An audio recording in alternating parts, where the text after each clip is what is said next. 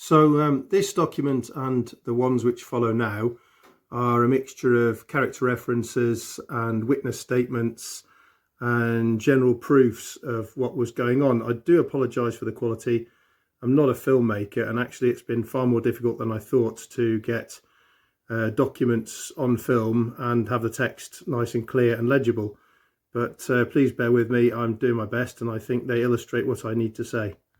Dear viewer, as you will see, I've blanked out a number of parts of addresses, and I don't think it will be fair to put people's personal details online. That's the only reason. Of course, these are original signed witness statements. I have all the originals here.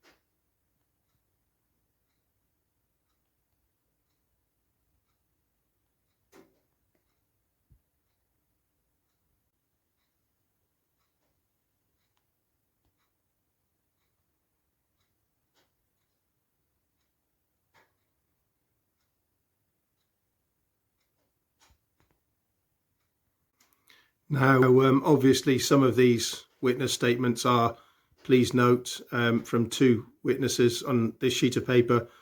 In particular, this is Sean Clark and Carolyn McMurray, seeing what they saw, as a couple, both signatures here.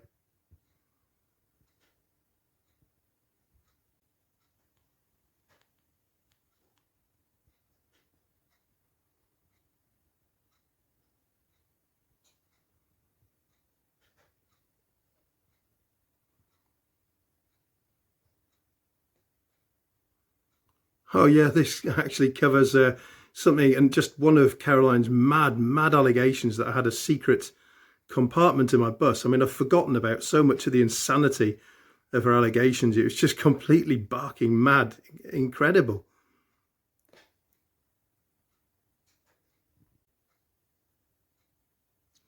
And this is one of our immediate neighbours, literally the house next door. So, they knew very well what was going on.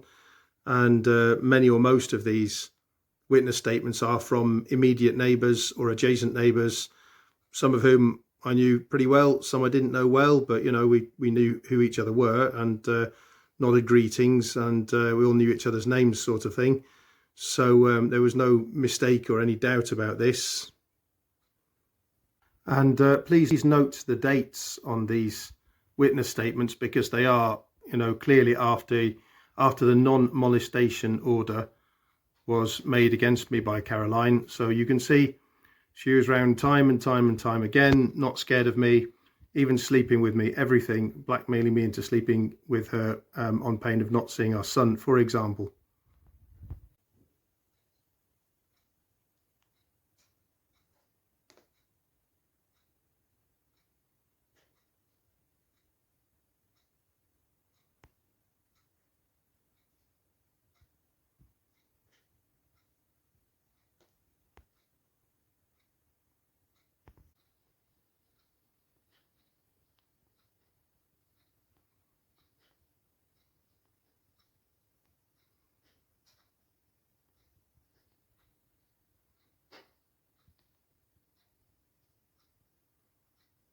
Very important here, just again, another admission in front of another witness that Caroline admitted essentially that her allegations were lies and that she wished to rescind them.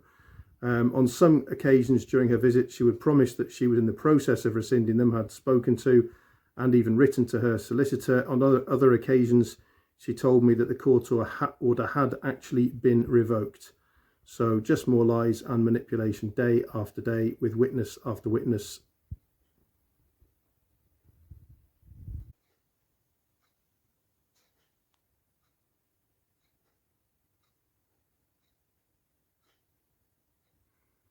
On other occasions, of course, Caroline did say, well, look, I can't rescind the allegations no matter how much I want to, because they would make me look mad and I would lose custody of Harry. She was on occasion very specific about that. On occasion, as I said she had rescinded the orders or was in the process of. So like everything she did, she would chop and change to suit herself, or because she was literally has mental issues, which is, you know, undoubtedly the case. I lived with her for years and everyone else was trying to tell me, look, you can't say that in court, solicitors, because it will be held against you. But this is undoubtedly and categorically the case.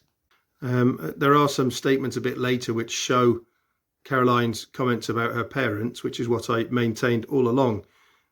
She had been driven mad as a person, I think, a matter of nurture rather than nature, perhaps both, because her mother was a very strange person I'm trying to put that in a gentle way.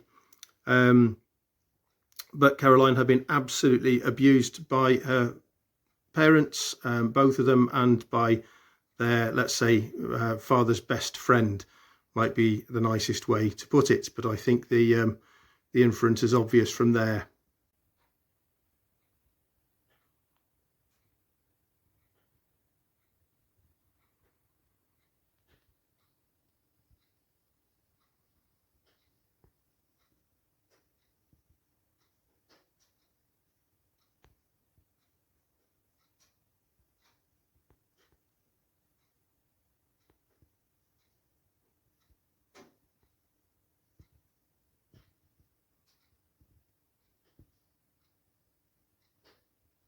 Now, friends and acquaintances have been extremely kind in taking their time to look after me in all manner of ways, not least writing out character references like this. And, you know, I'm very, very grateful. Without my friends, a lot wouldn't have been provable, and neighbours and people who didn't know me well, who really went out of their way because they could see that, you know, Caroline was absolutely lying. And it's very difficult to to tell the extent of my gratitude to so many people, actually. Thank you.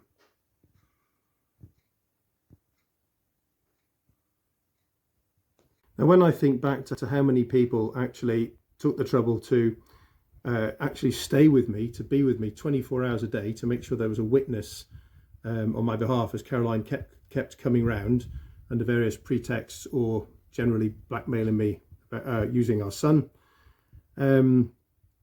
as the police themselves saw. You know, there's no question about it.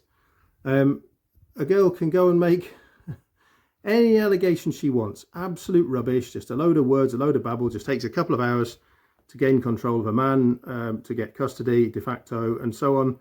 And tens of people, you know, have to react, and the costs for the man, for the state, for all these people, their time, their effort is huge. It's absolutely huge. And it's the worst when it is simply ignored by the court, a totally inept court, incapable of dealing, because of its structure and those who feed into it, with handling a case with any attempt at reason or following the law even. Here is one stunning event. You know, I do try to put these things out of my mind. But literally, Caroline was coming round and saying to me, to my face, that she had been giving oral sex and performing sexual acts on a man in front of our son, repeatedly, you know, and obviously here it is witnessed. Absolutely disgusting. I don't know what goes through her mind, but she's absolutely not sane. So why am I not allowed to say that? Why will the court not order an examination? Although saying that, narcissistic people, which I believe her to be, are difficult to diagnose because they live behind an entire wall of fantasy. And it's only when you live with them and you're one-to-one with them, then you see the lies and the manipulation really come out. Otherwise, it's really not easy to diagnose. Now, where people's addresses have changed and they no longer live there, I see no reason why I should hide them. So you will see some addresses, but they're not where people live any longer.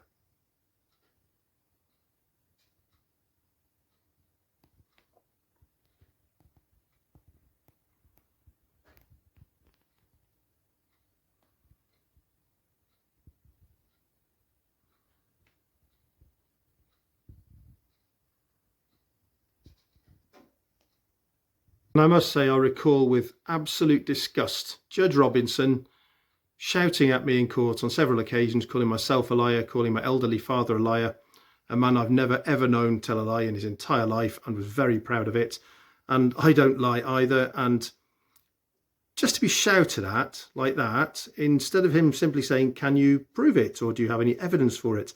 Are there any witnesses? Now, that's the most basic thing that someone's running a court would have to do. I mean, this is obvious to any fool. You know, how that man is a paid judge who's not prepared to look at any evidence and manipulates the court himself, his own court, such that evidence cannot be heard, is quite incredible. Now, please note that some of these witness statements contain some very, very interesting and very telling evidence, and a lot of things which can be proven in other ways too, of course, through photographs, SMSs, even police witnessing certain events. And, you know, these are all pieces of paper which the CAFCAS officer simply slammed a hand down on, her outspread hand, and absolutely was not going to look at it. Then what's the point of a CAFCAS officer?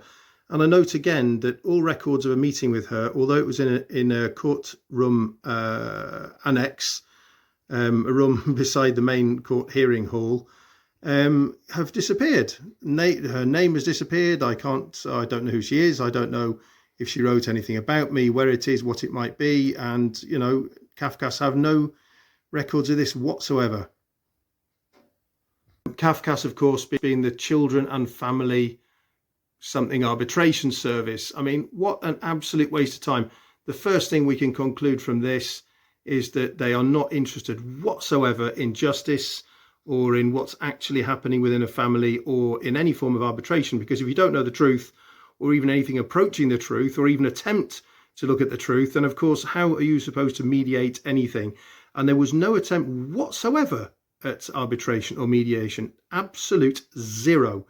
I wasn't asked if I wanted to do it. It wasn't pushed upon me. There was no mention of it at all. So who are these people and what on earth do they do? It seems to me they're just raging man-haters for whatever reason, who want to bastardize and wreck the court system.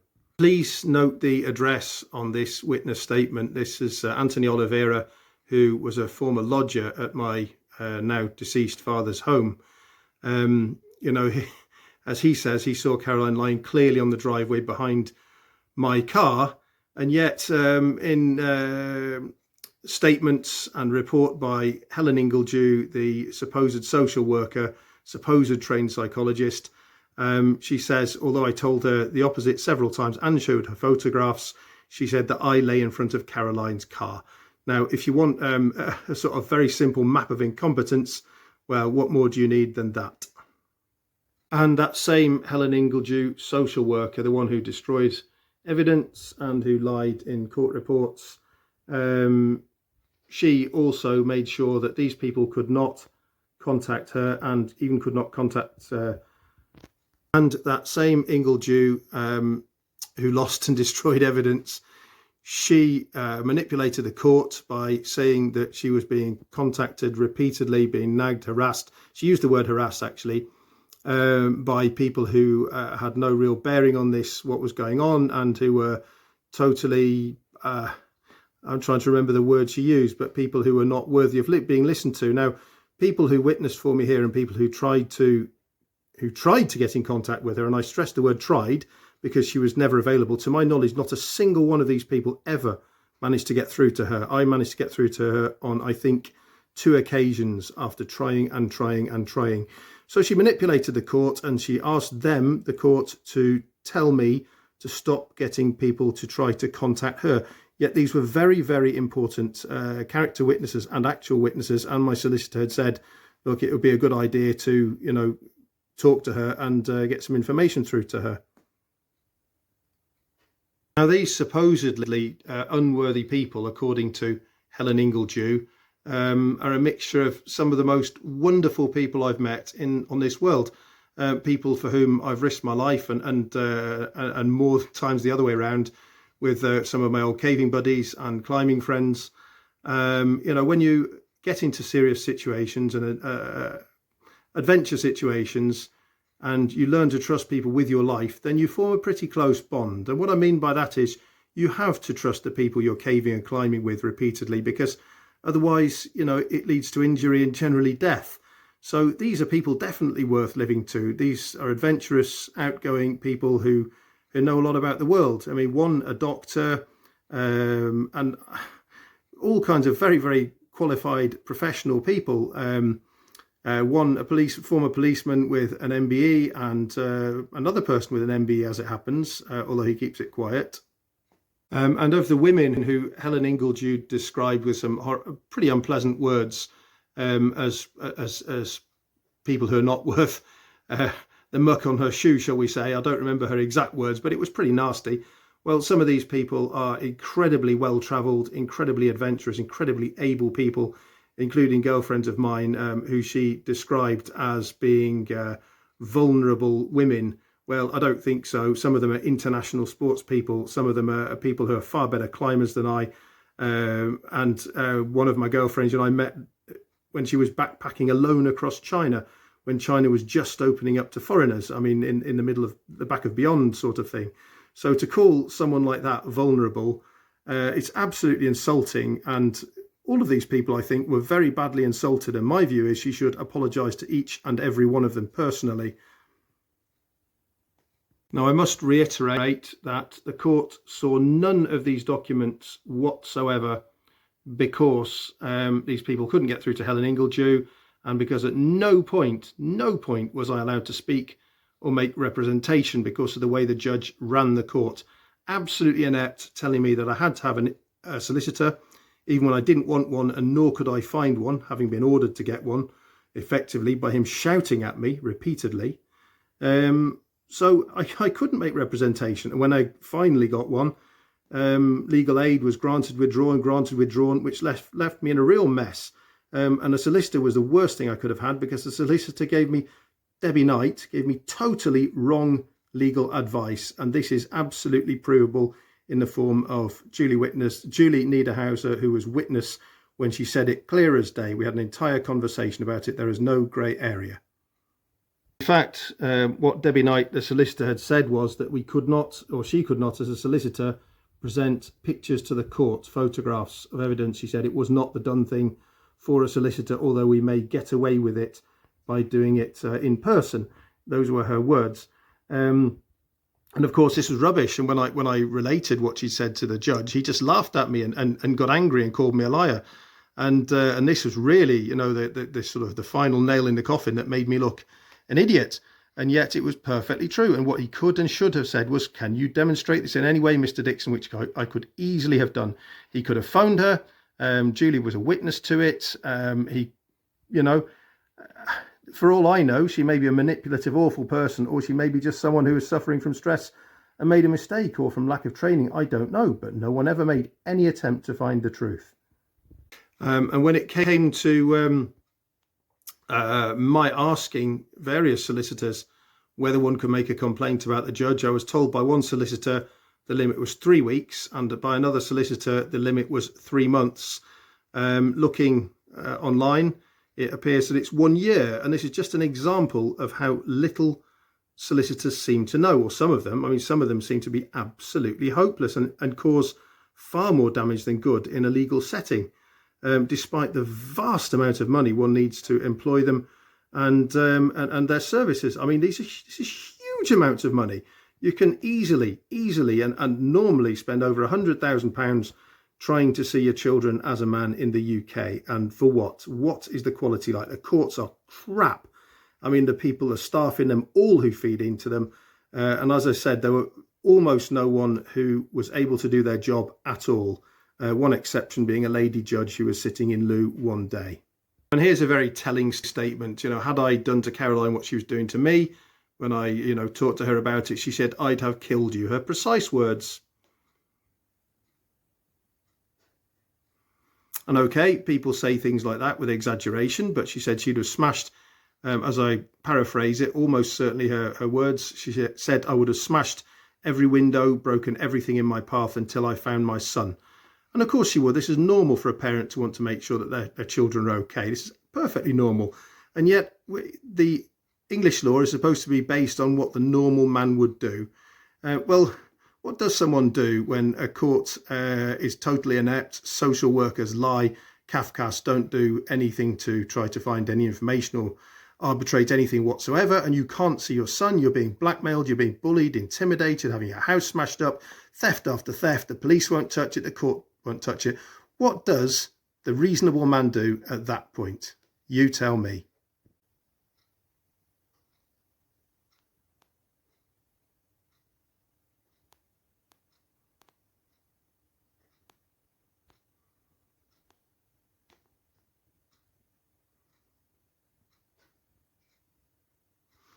Just another witness here of her saying that her allegations were lies and false and malicious.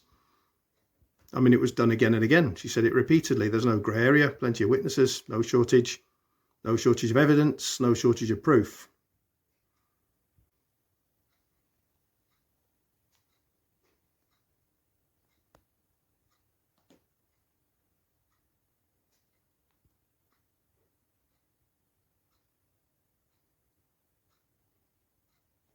And at every juncture, I was calm and collected and reasonable in every possible way, despite being arrested, and by police for calmly and lawfully gathering evidence with a witness that I brought along specifically because otherwise I didn't want to fall foul to more allegations. And yet even then, the police are stopping me from gathering more evidence, as if I needed any. There's plenty, there's more than enough. But, it's just sort of dotting I's and crossing T's.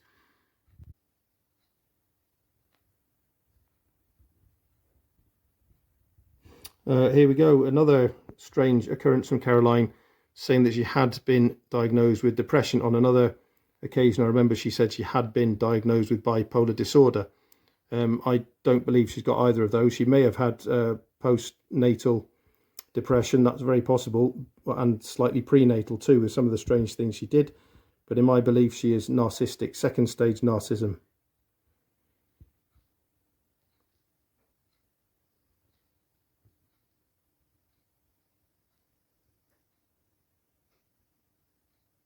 And just another quick note as to the way narcissism works.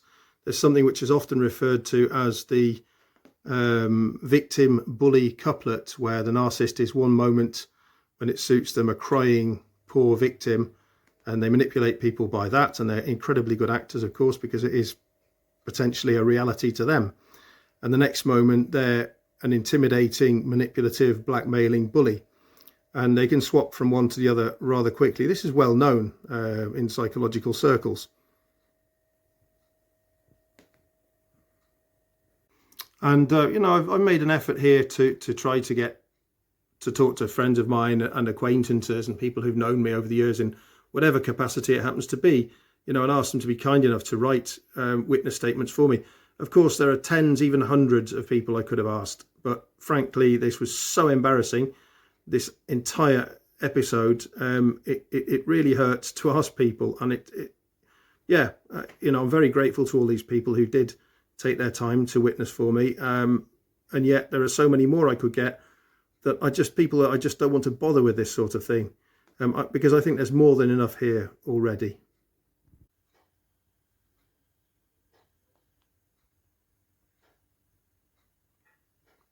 Absolutely, actually, everything in our relationship was a complete lie.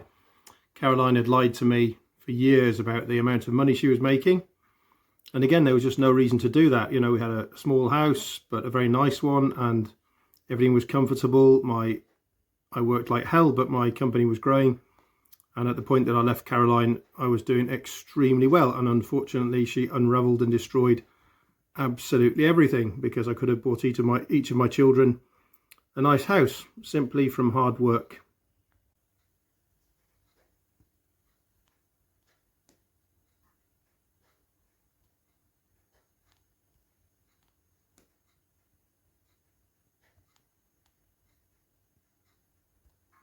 This page is interesting because it's the only reply, as I recall it, which I got from the email I wrote to Caroline's friends and acquaintances and colleagues asking if she'd been showing off or saying anything strange about the accusations she was making, any strange behaviour at work, any allegations, anything untoward, to gather evidence. And I wrote very civilly, politely, reasonably, and it was bandied in the court as though I was doing something extreme. And in fact, the judge looked at it extremely unfavourably and made some sort of punitive measure against me. I don't honestly remember what it was now. I'd have to think hard about it, but it was very unpleasant because all I was doing is gathering evidence lawfully, calmly, peacefully, reasonably. And I was, it was said that I think hundreds or tens or even hundreds of thousands of emails had spread, which I'd written and which had sort of branched out on the internet. And of course, it's absolute rubbish, absolute junk. I think I sent something like, I don't remember, it was perhaps 10 or 20 or 30 emails. It was no more than that. And, just asking for people who might have witnessed something. And this was, as I say, the only answer I got back, I believe. It's so sad that the courts are that ignorant, because it's impossible for that, for emails to be traced as to the number which have spread. Absolutely impossible. So, they can't really be that stupid, can they? This is a witness statement from Albert Davidov, my good friend, who was kind enough to stay with me because Caroline was coming around all the time. Literally it could be any time of the day or evening or morning, early morning, or breaking in or stealing things. Page 2 of the same document.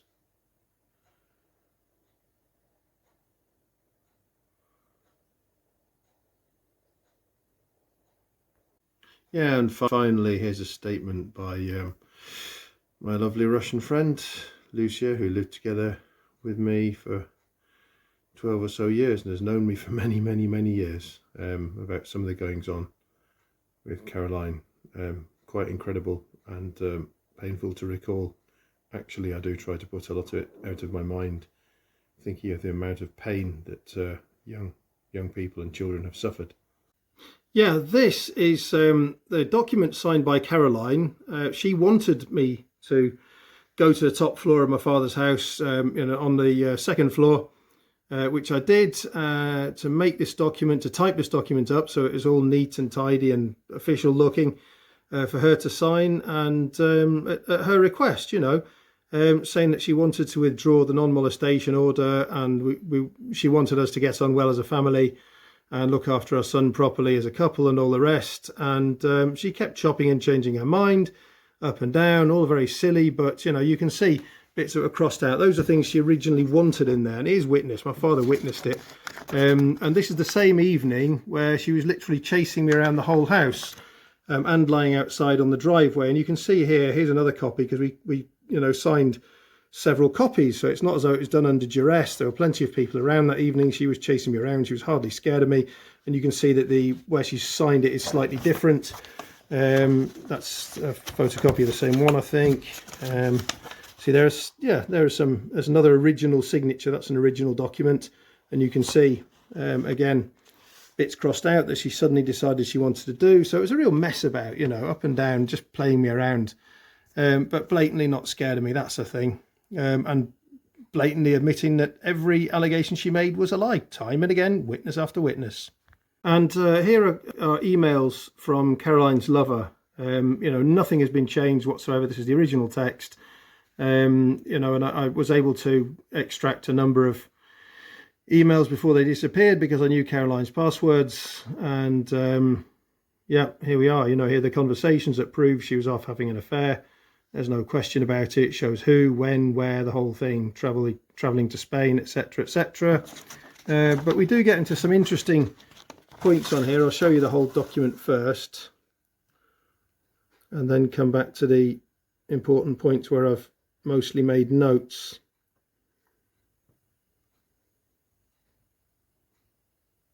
Yeah, at the bottom there, she managed to get, in very expensive tickets, or she did in this case, but Caroline bought very expensive tickets for the Formula One, which she paid for at a time when she was in debt, and I was paying her out of her debts soon afterwards. This thing here, I'm landing in Seville on the 3rd of April. I don't believe she ever did, unless it was another thing she did behind my back, but to my knowledge she never went there at all. It says my grandmother is there in Spain buying horses, buy a horse, and my sister is coming too. Her grandmother was bedridden, totally, utterly, absolutely bedridden, couldn't have got to an airport, let alone flown overseas, let alone by horse. It was absolute rubbish. She just lies all the time. She uses the Swedish appellation for grandmother here, mormor, because I can't remember if it was she or Anthony or both who told me that she'd said that she was actually Swedish, which of course she's not at all. Her only connection with Sweden was coming over to visit me initially, and then subsequently her father got a house over here. But all kinds of stuff here that's just lies, you know. It's just incredible, living a total fantasy life. And, you know, one starts to see why I just couldn't cope and did walk away eventually.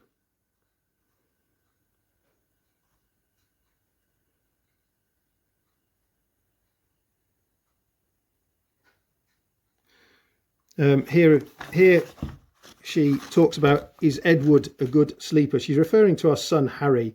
So she's even changed his name for the purpose of this fantasy life. And they're obviously sleeping in a tent together. I hope we don't crush him. He should have a hammock.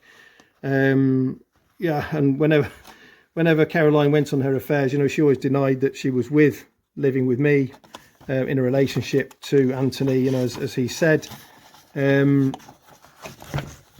Sorry, just difficult to organise this for a second.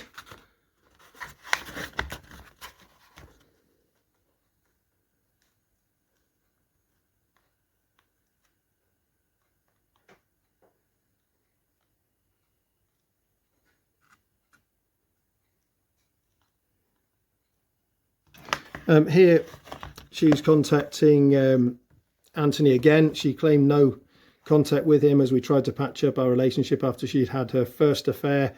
There she was, back with him again, not as if I hadn't tried. And here we go. Here's the thing about their got earmuffs. This is when they ran off to see the Formula One together, an extremely expensive event which she paid for. Here she says, I reckon it sounds like a problem with the programming command on the website to me, quite commonly, especially in Java/C++. Caroline knows nothing whatsoever about programming. This is something a phrase that she'd obviously got from me because I'm a qualified Java programmer. So, you know, this is just part of her making up a total new persona and pretending she knows things she hasn't got a clue about. Never programmed in her life.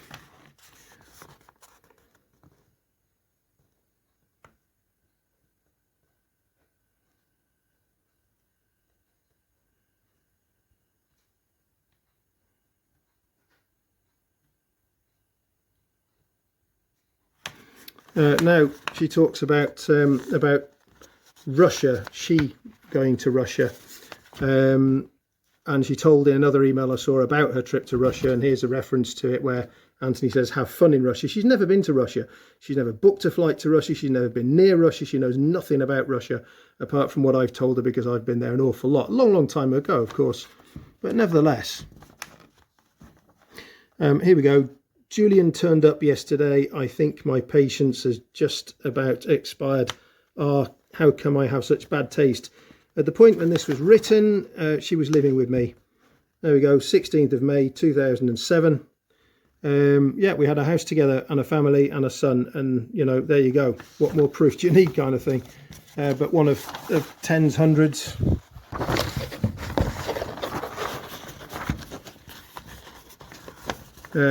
Yeah, there we go. It's difficult to show that final piece up there, but you know, just more proof of, there we go, camping or caravans at Limefit. She told me she was on training weekends rather, and she was just off having a jolly, sleeping with her mate Anthony. And it says here, yeah, there's just another example of something she paid £99 there, because she was always just spending, you know, like I say, new pair of thigh boots every week, well over £100 each time. And it was me that was eventually bailing her out. You know, here we go. Here's an email entitled House. These are direct copies of emails, by the way. This was just a simplest format to do it quickly before she deleted them. Cut and paste, nothing has been changed. Just to advise, I will collect some of my belongings during this week, but I'll wait for witnesses and or police to come with me as I think it's safest. This is after having a court order against me, having come round, you know, again and again and again, and now in writing, of course, pretending that she's scared of me and has to have people with her. They're all part of the manipulation. Note the date, 15th of August 2010. This is about a month after she got the non-molestation order against me. And she's obviously in full communication with me, even telling me what I should and shouldn't do. You know, there's no... I'll speak to my solicitor about supervised access to Harry. As I say, she left him with me for at least 1 week, well, a provable weekend, shall we say, but on numerous occasions, where there were several witnesses that Harry was there with me and his brothers alone. She wasn't there at all. So, and here I talked to my solicitor about supervised access. You see, all part of this manipulation, the game, that she's scared of me and has to do things through the courts, etc., etc.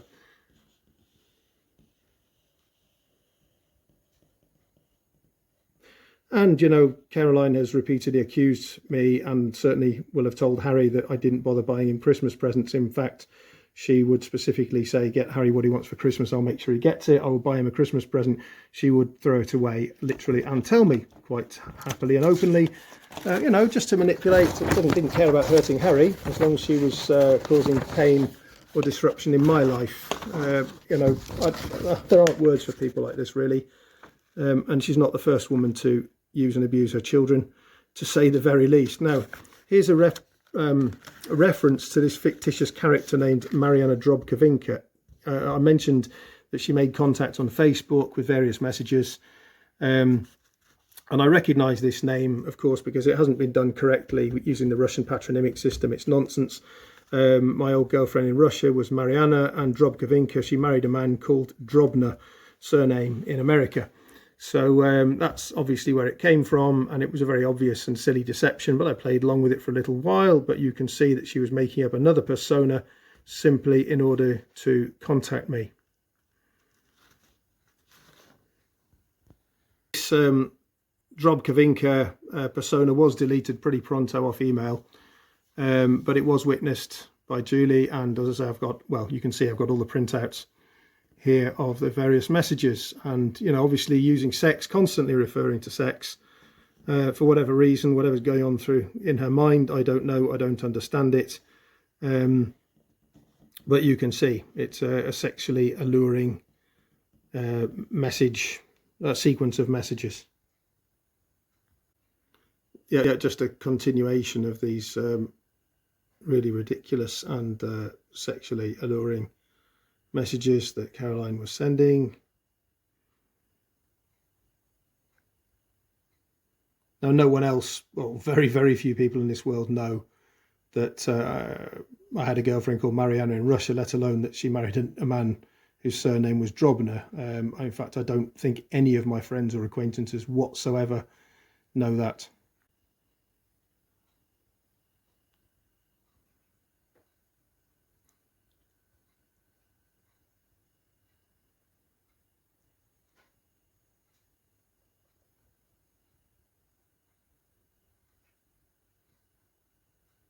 You know, once again, as I read back through these, and, you know, all the emotions and of all the nastiness, and seeing my children in such mental pain come flooding back, I can only say thank you again to people like this, Frank, and to girlfriends, friends, acquaintances, everyone who stood up for me, took their time.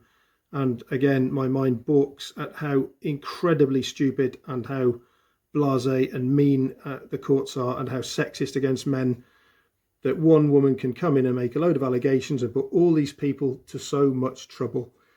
You know, how? Why? And no one's prepared to check into it. The police won't look at this, they won't touch it. Absolutely sexist.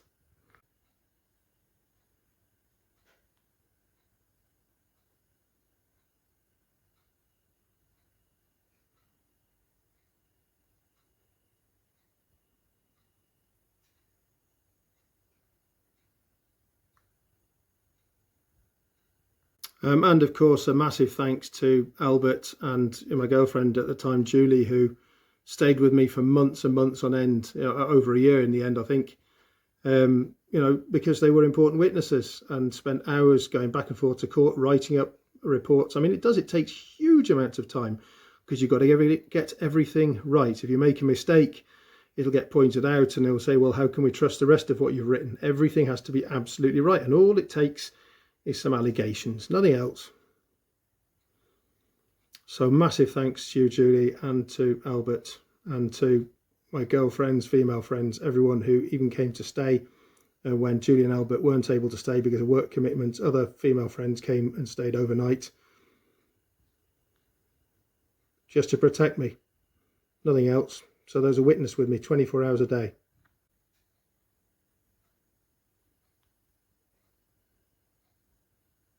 Oh yeah, Julie, another of these supposedly vulnerable and stupid women, as Helen Ingledew said. Actually, Julie was living in Outer Mongolia when I met her, and she saved my life. That's how we ended up getting together. How is a woman living alone in Outer Mongolia a vulnerable woman? You tell me, Helen Ingledew, you inept liar. Well, no matter how big the cloud, there may be a silver lining. I didn't realise I had the address any longer for Dr. Aziz. I lost touch with quite a few friends.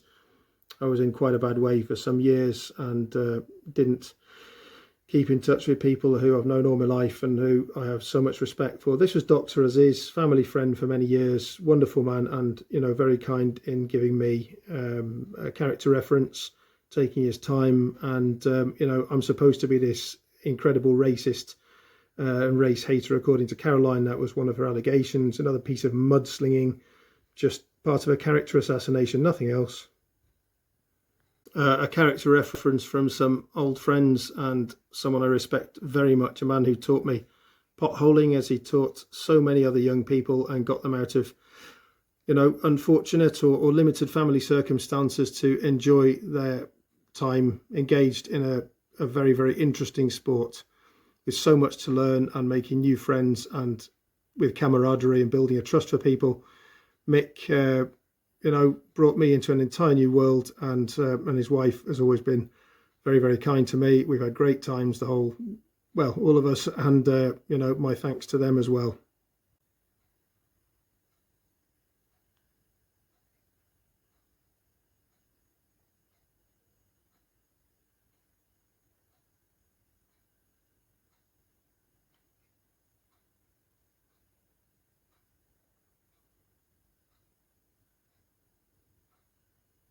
And this character reference is from Lizzie, a very lovely lass, very constructive, always hardworking, always interesting.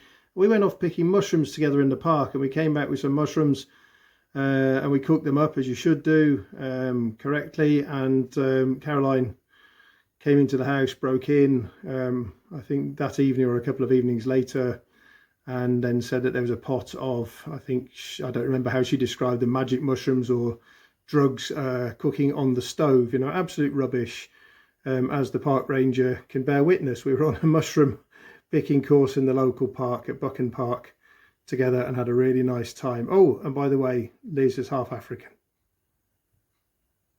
Now, this character reference is interesting. This is from Claire Kinnard, my father's direct neighbour, a lady who I knew for years, and her sadly deceased husband before he passed was a very good and lovely friend, and their daughters. Now, they know me rather well, and they saw Caroline. I think she saw Caroline come around on at least one occasion to my father's place. But either way, when she read Helen Ingledew's report, her words were, I'll try to quote precisely, "Was this written by a 21-year-old, a trainee?"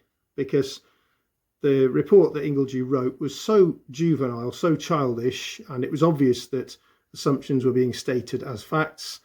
And this is a very, very experienced lady, a health visitor with very, very much experience, a mature lady. She knows what she's doing. She's articulate, she's intelligent. And it was just obvious that Helen Ingledew was either totally inept or manipulating the court by altering a court report to suit her fancy. Here's another interesting document, because I started to type out a list after noting Caroline's different visits. and then soon gave up because it was so ridiculous. You know, they were daily. We were going out to different places together. She wanted to make love to me. She wanted to take the children out to different places. She wanted to play Happy Families. And note that this is all after non-molestation made against me on the grounds that if I saw her, I would hospitalise her, or worse, and or snatch our son. Now, you know, how silly does it have to be? I'll try and film every bit of it there for make sure it's comprehensive and complete.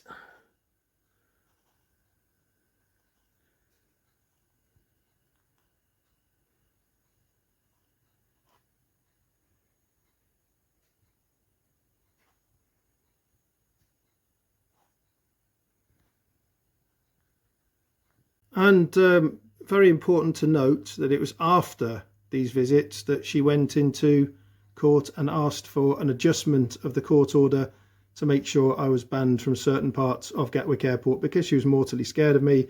And it was only because she knew that sometimes I'd have to use Gatwick to go and see my children in the event of emergency, with them being half Swedish and in Sweden some of the time with their mum, and because Julie would fly in and out of Gatwick, and it was mostly to make Julie's life awkward so I couldn't pick her up there. This is total manipulation of the courts, and nobody wanted to look into it. There we go. You're a great dad. She even doodled this on a piece of paper and handed it to me. You know, Caroline's moods were up and down. Yeah, things like this, talking about her fuck me boots and things like that. I mean, is that really appropriate in the midst of all this? And another telling document here, when Caroline broke into the house and she stole nothing from my bedroom apart from a pile of dirty clothes, mostly 90% underwear, which belonged to Julie. Now, there's no way a woman doesn't know her own underwear, and it was the only thing stolen from my bedroom, and it was only done to upset Julie. And you would get this sort of double think nonsense from the police. Look, finally, many incidents would remain unsolved without the help of police, without the help of the public, and we would ask if you hear anything, please, that may help us resolve your crime from whatever source, please contact us. We gave them every possible bit of information. The neighbours saw that Caroline was there. You know, how much more do they want? It was blatant, it was obvious, it was beyond question. What they said was it was a civil matter, not that there wasn't evidence or even proof. So, you know, did they bother to go to Caroline's house and search it for the dirty laundry? I doubt it. And on its own, maybe, you know, you could say it's not a big deal. It was actually about 700 quid's worth of clothing. However, as part of this manipulation and this very serious goings on with all of the blackmail, the thefts, the child abuse, all the rest, you would think that they would make an effort. And factually, you know, to send a letter like this, as in, you know, oh, we're here to help you. I'm sorry, you are absolute piss takers. You really are. I mean, you've got such a long way to go, and you're just not going to have the help of the public in future because you just don't bother. Now, I had to put this piece of paper in because this is another absolutely hilarious one. I'll just show you the whole thing here. Police contact centre. These people in Lewes that I phoned, they didn't know who their own chief constable was. I kid you not. We had an entire conversation about it. They didn't know. And here we talk about, here they talk about no discrimination on the grounds of gender. And yet, you know, when Caroline made allegations against me, I was hauled in, arrested for the first time in my life for a supposed rape, and yet Caroline had abused me sexually on several occasions. I want to report it. They refuse to give me a report number. I have emailed them. I have written to them with recorded delivery. I have been into Crawley Police Station repeatedly, sometimes with a witness. They will not give me a report number for any of the crimes by Caroline. And this is very serious stuff. Again, this is blackmail. This is wasting police time. The police have seen it themselves, lying to police. Perverting the cause of justice by breaking in and removing evidence when she broke in and she was messing around with evidence on my computer, breaking into my home in Sweden and stealing the tape, that was recorded, every form of manipulation and lie you can imagine, criminal damage, repeated assaults, you know, time after time, even in front of the children. They won't touch it. You have a very long way to go, Sussex Police. By God, you do. You are a very twisted organisation and very sexist. Disgusting. Yeah, just another character reference from a very old and good friend of mine. You know, I found more hidden away amongst oodles of paperwork.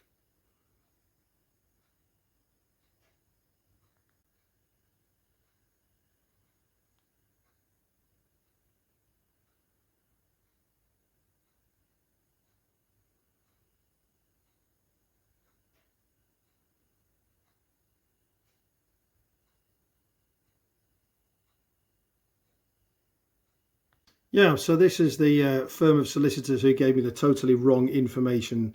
Actually, indeed, to be specific, it was Debbie Knight. And oh, fantastic. She left her job right in the middle of a series of hearings and all this unpleasantness. Yeah, this is the man, or the man here, Anthony Morris. He's the one to whom I wrote a letter and said, look, can you put me in contact with Debbie, please? She's an important witness because she gave me the wrong information. As I say, she may well have admitted it there and then that she made a big mistake, or she may be manipulative. I don't know her as a person at all.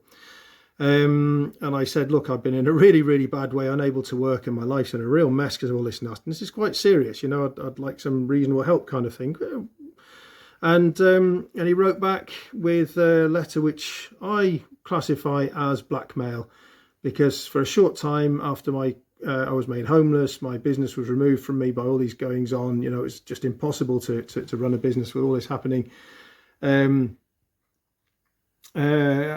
signed on for a very short time, and during this time, of course, you have to say that you're able to work. And because I'd written to him in the letter that I find trouble working and I'm really in a mess, he sent a letter back, basically, in my view, blackmailing me and saying, look, you said this to the Department of Benefits or whatever they're called, and yet you're sending this to me. And he was basically blackmailing and saying, back off, mate, because otherwise I'm going to drop you in trouble. And of course, he's a very manipulative person from the little I know of him, and from that sort of behaviour. If it's not criminally a case of blackmail, I don't know what the legal definition is and how far the burden of proof has to go, then it was certainly moral blackmail. It was bloody awful. And what I wanted really was an apology and some sort of efforts to put things right. At the very minimum, put me in touch with Debbie Knight. No effort whatsoever, no reasonable behaviour. And my personal view is this man should be banned from practice for the rest of his life as a solicitor or within law. You know, this is just disgusting. This is a disgrace. This is part of destroying the entire structure of justice and the court system in Britain. A lot of this letter speaks for itself. This was from my first solicitors, Anthony Morris, who gave me the wrong legal information, legal advice totally, via Debbie Knight. Here, I note from your file, I do not have public funding to represent you within the occupation proceedings, listed for the 13th January. The reason I do not have funding in this area due to the fact that until the hearing in December 2010, Miss White's solicitor implied she was not continuing with her application. I have therefore lodged an urgent application with Legal Services Commission today and will chase them this afternoon. If they refuse my request, then I will not be able to prepare your statement by Friday to arrange representation for you at the hearing on the 13th of January. This is dated the 5th of January. So were Caroline's solicitors playing a game deliberately? Was Caroline playing the legal system? I suspect so, because she played them in every other way. But, you know, I don't know factually. But the point is, everything had to be rushed because of the way things were handled, which, you know, the judge should have picked up on this and said, sorry, look, this is just bang out of order. You know, this has got to be sorted out. Either Mr. Dixon has funding, because I've told him to get a solicitor with no uncertainty. I've shouted at him to get a solicitor, or let him represent himself, which would have been far, far better because of situations like this, plain and simple. In the end, you know, I wasn't sure whether I had representation or not until the last minute. And then, of course, it was all in uproar. Was I to do my own paperwork? Were they to? How much should I get from them? What time should I call? Who should I call? Then there are certain people only working certain days a week, and on it goes. You know, Caroline had access to her solicitor 24 hours a day. And I saw the card, she had an emergency number, and she was very, very happy about it and showing off to me how she could call her witness, her solicitor at any time to get advice, you know, knowing that I was being messed around incredibly. Quite stunning, really. And just a bit of evidence, you know, when I was told by the judge, shouted out that I must get a solicitor. This letter's dated the 9th of September, and the first, you know, that's their letter to me, obviously, so there was communication on or before that date, and the first date they could give me to be seen was just an initial interview, as I recall. It was this one, 20th of September, you know, and this is the way it goes. You know, you're delayed, and there's court proceedings against you, well, a de facto a court order against me with no notification whatsoever. And this is the way, you know, I'm left as a man having to respond to this nonsense. Now, in respect of women abusing non-molestation orders in order to gain de facto custody of a child, please note here that the court order was made against me in July 2010. This is dated the 18th of February 2011. It talks about various happenings in the court. The report that's from Social Services, Helen Ingledew, is now due on the 17th of February 2011. You know, how long does it take? So that's what, 7 it's 7 months, isn't it? It's over 7 months, in which time I, in theory, hadn't seen my child and was not allowed to have any contact whatsoever. Although, of course, he was round every day when it suited Caroline, even staying with me. But this is how it gets manipulated. Did Helen Ingledew do this deliberately? You know, drag this out? Is there such underfunding that they can't do their job? What is going on? But that's not good enough when men are getting accused and they cannot defend themselves. And you know, court orders are made against them without any reference to them, no evidence, no proof, nothing, zero. Rodney Warren solicitors in Eastbourne, these were Caroline's solicitors, and I thought I should name and shame them for the very simple reason that there was a court order to disperse funds from the sale of the house and to pay off my creditors. And, you know, there was a bit of a discussion as to who was going to do it. They said that they were going to do it. And it took over a year, around 1 year and 3 months. And that was because I took the bull by the horns, eventually having phoned them around twice a week, often more, and asking and begging them to get this resolved. And a solicitor friend of mine, a very well-trained lady, very intelligent lady, who's a solicitor in England for many years, and she told me that it's reasonable to allow around 3 weeks for a court order to be resolved where reasonably possible. So well over, you know, a year for God's sake. And that was with me chivying them, hassling them, asking them for information. It went from solicitor to solicitor in-house. It was obvious that each new one wasn't really familiar. It was obvious that they couldn't be bothered. And they actually said on one occasion, look, it's not our highest priority.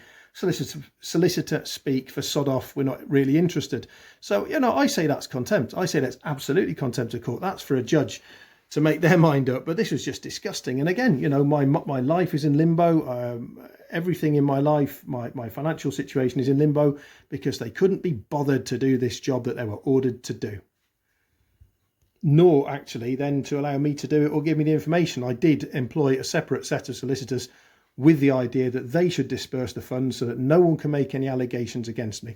And again, this is the company that sent me Rodney Warren's, who sent me a massively inflated invoice, which luckily a friend of mine who's pretty legally astute picked up on. Strange how it's to their favour, wasn't it? What a coincidence. Of course, it was an accident. Now, here's a court order which was, of course, totally messed around and ridiculous for a number of reasons, and without going into every part of it, which is, you know, utterly ridiculous. It says that I should have the mother shall make Harry available to me for contact in alternate weekends, not less than 2 hours, and such contact to commence by 4th of March 2011. Such contact to be supported by either Christina Ringquist, that's my ex-partner, you know. I don't remember if she volunteered to do this, but she was kind enough to help it in a number of ways. I must give her that. You know, she was very decent in all this, and of course was going through an awful lot of stress because Caroline was making all kinds of allegations which affected her, and a business that she was running involving children, which was incredibly, you know, unpleasant for her. And, you know, thanks Kiki for your patience in all this. But here, supported by Roshan Dias Jaya Singh, he is the man who has assaulted my son repeatedly. He's lied to court, The police have seen him together with Caroline, in effect, the pair of them lying about various things. He's assaulted my son in front of me. He's lunged at me. The guy is just a really disgusting individual, and I'm supposed to have contact with my son in front of this person. Well, come on. I wouldn't hesitate to call the man an animal. I mean, vile, disgusting excuse for a human being after the history of what's gone on. I'm sure he believes a lot of Caroline's stuff, but there are many reasons why he cannot believe all of it. And he must have seen that she was lying. He must know that. But he was happy, of course. He got himself a nice looking girl, and he was happy to make sure that I couldn't be around. Didn't matter what was going to happen to the children. Didn't matter at all to him. He was interested in looking after his own interests. Well, that's not the way I work. Children come first. Absolutely disgusting on part of the judge, who didn't bother to inquire as to what that person was or any of the things that have been going on.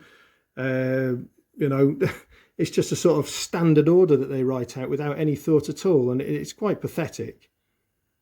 And just on the same page again, one thing I would like to pick up on is it is ordered by consent if contact proceeds well. This is by the mother who left Harry with me.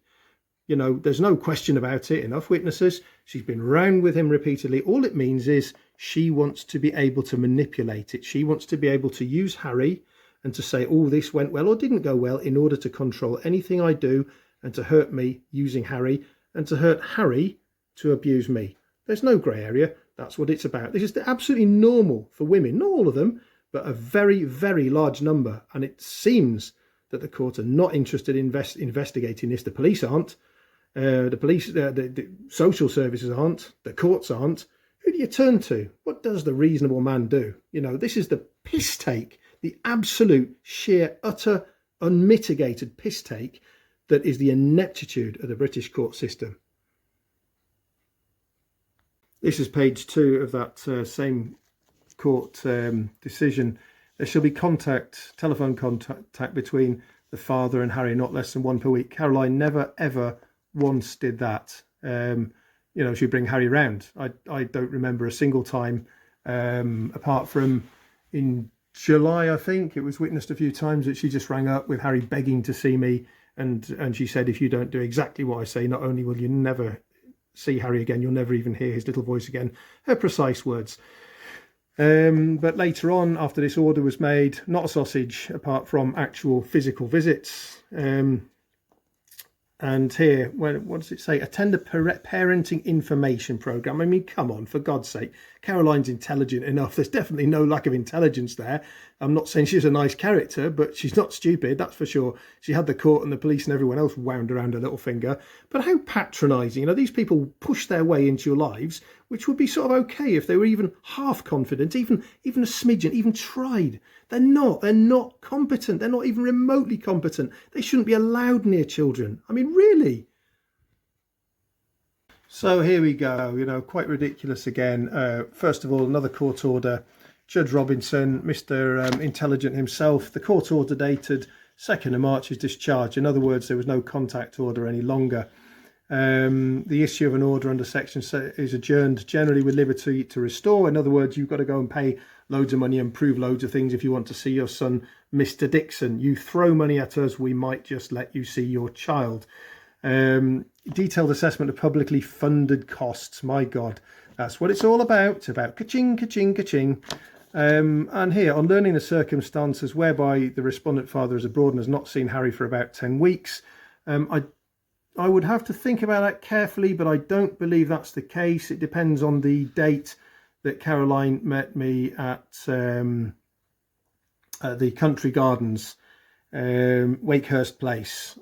Shortly before I went overseas to what was my summer house because I was made homeless and had no business anymore and nowhere to live. I was on the streets. Fortunately for me, there was a summer house overseas owned by my mother I was able to go for. Caroline knew that very well, and this was simply a game.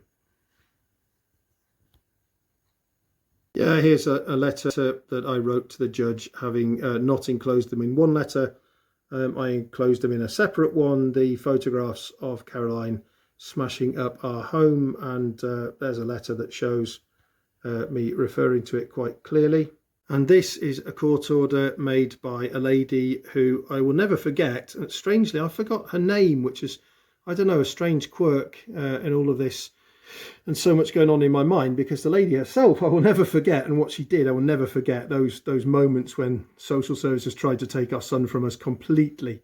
Deputy District Judge Lucy Owens, the singular and only person in the entire set of hearings, the entire episode, who was intelligent and who worked out some very clever manoeuvres to stop that from happening, and who, I don't know how much she worked out or how little she worked out, but she was obviously an intelligent person from her demeanour and from the things that got said. You know, thank you very much, Judge. Really, you're a decent judge, and good luck to you. Really wish you the best in your career, because I hope you'll save an awful lot of pain to an awful lot of people, because what happens through other judges and through the system is quite disgusting. Now here is quite an important point, though. This is page 2 of Judge Lucy's order, you know, which is fair enough, because she didn't know an awful lot of what was going on because of the dilemma that we were forced into with social services, and you know, just because of the total ineptitude of everyone feeding into the court. But it was agreed that it's not necessarily to make any findings. You know, so there was a court order against me, non-molestation order, banning me from the entire town of Eastbourne. I was seeing Harry repeatedly, all the rest, but, you know, no findings need be made. You know, in other words, Caroline can lie, make up any lie she wants whatsoever, and at no point is it going to be heard. And this is what women do, you know, very, very often. It's not an anti-woman rant, it's an anti-system rant, who don't have the simple intelligence to understand that some people do get carried away, and in particular women, when they, you know, there's a very, very intelligent and self-controlled women around, but there are also a lot of nutters and everything in between. Here we go. No findings be made against the respondent's father, and he's making no admissions. Well, that's because everything she said was a lie, and totally the opposite of the truth. But it's understood that the principle of what does that say? Contact is not an issue between respondent father and Harry. Well, the principle was an issue because, as the police witnessed herself, when Harry wouldn't let go of me, he wanted to see his daddy, and the only way they could get him off me was to elicit a promise from Caroline that he could see me the following Saturday. She promised them, she promised me, she promised Harry, she promised everyone, at which point Harry let go. And then, of course, come the Saturday when I was supposed to see him, she just said no. Simple as that, just total manipulation. It's what they, I was going to say all do, not all, but an awful lot. You know, so well done, Judge Lucy. I don't hold any of this against you, but still there's an awful lot of naivety going on within the court system. And, you know, the whole thing needs to be changed from start to finish, head to toe, because how can a judge make a decision when they don't have any information? Page 3 of the order that Judge Lucy wrote, the applicant father do file and serve a statement, the applicant mother do file and serve a statement. So, you know, just jump through more hoops. Doesn't matter that all of it's crap from start to finish. Social services, not Helen Ingledew. Note that, not Helen Ingledew. So, you know, this judge picked up on what was going on there. That is obvious. To what degree, I don't know what was going on in her mind, but she's not stupid. And then, yeah, and serve the something hair strand test results in respect of contact and whatever that is by 4 p.m. So, you know, this is still me having to jump through hoops, prove that I wasn't taking drugs. Well, I wasn't. You know, why should I have to prove that? Although the drug test did come up negative, didn't it ring a bell? Didn't it say to someone, hang on, she's lying from start to finish? Otherwise it would have shown up, wouldn't it? I mean, come on. Page 4 of Judge Lucy's court order here. The costs of the testing shall be deemed a legitimate, reasonable and proportional expense on the respondent father's publicly funded certificate. Well, what publicly funded certificate?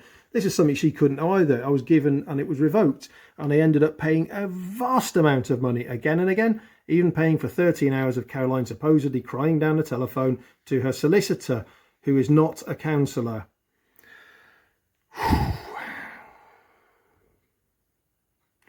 In the event of being objection by social services, etc., etc., you know, what have social services got to do it? This is Helen Ingledew assaulted my son in front of his mum and in front of my other 2 children.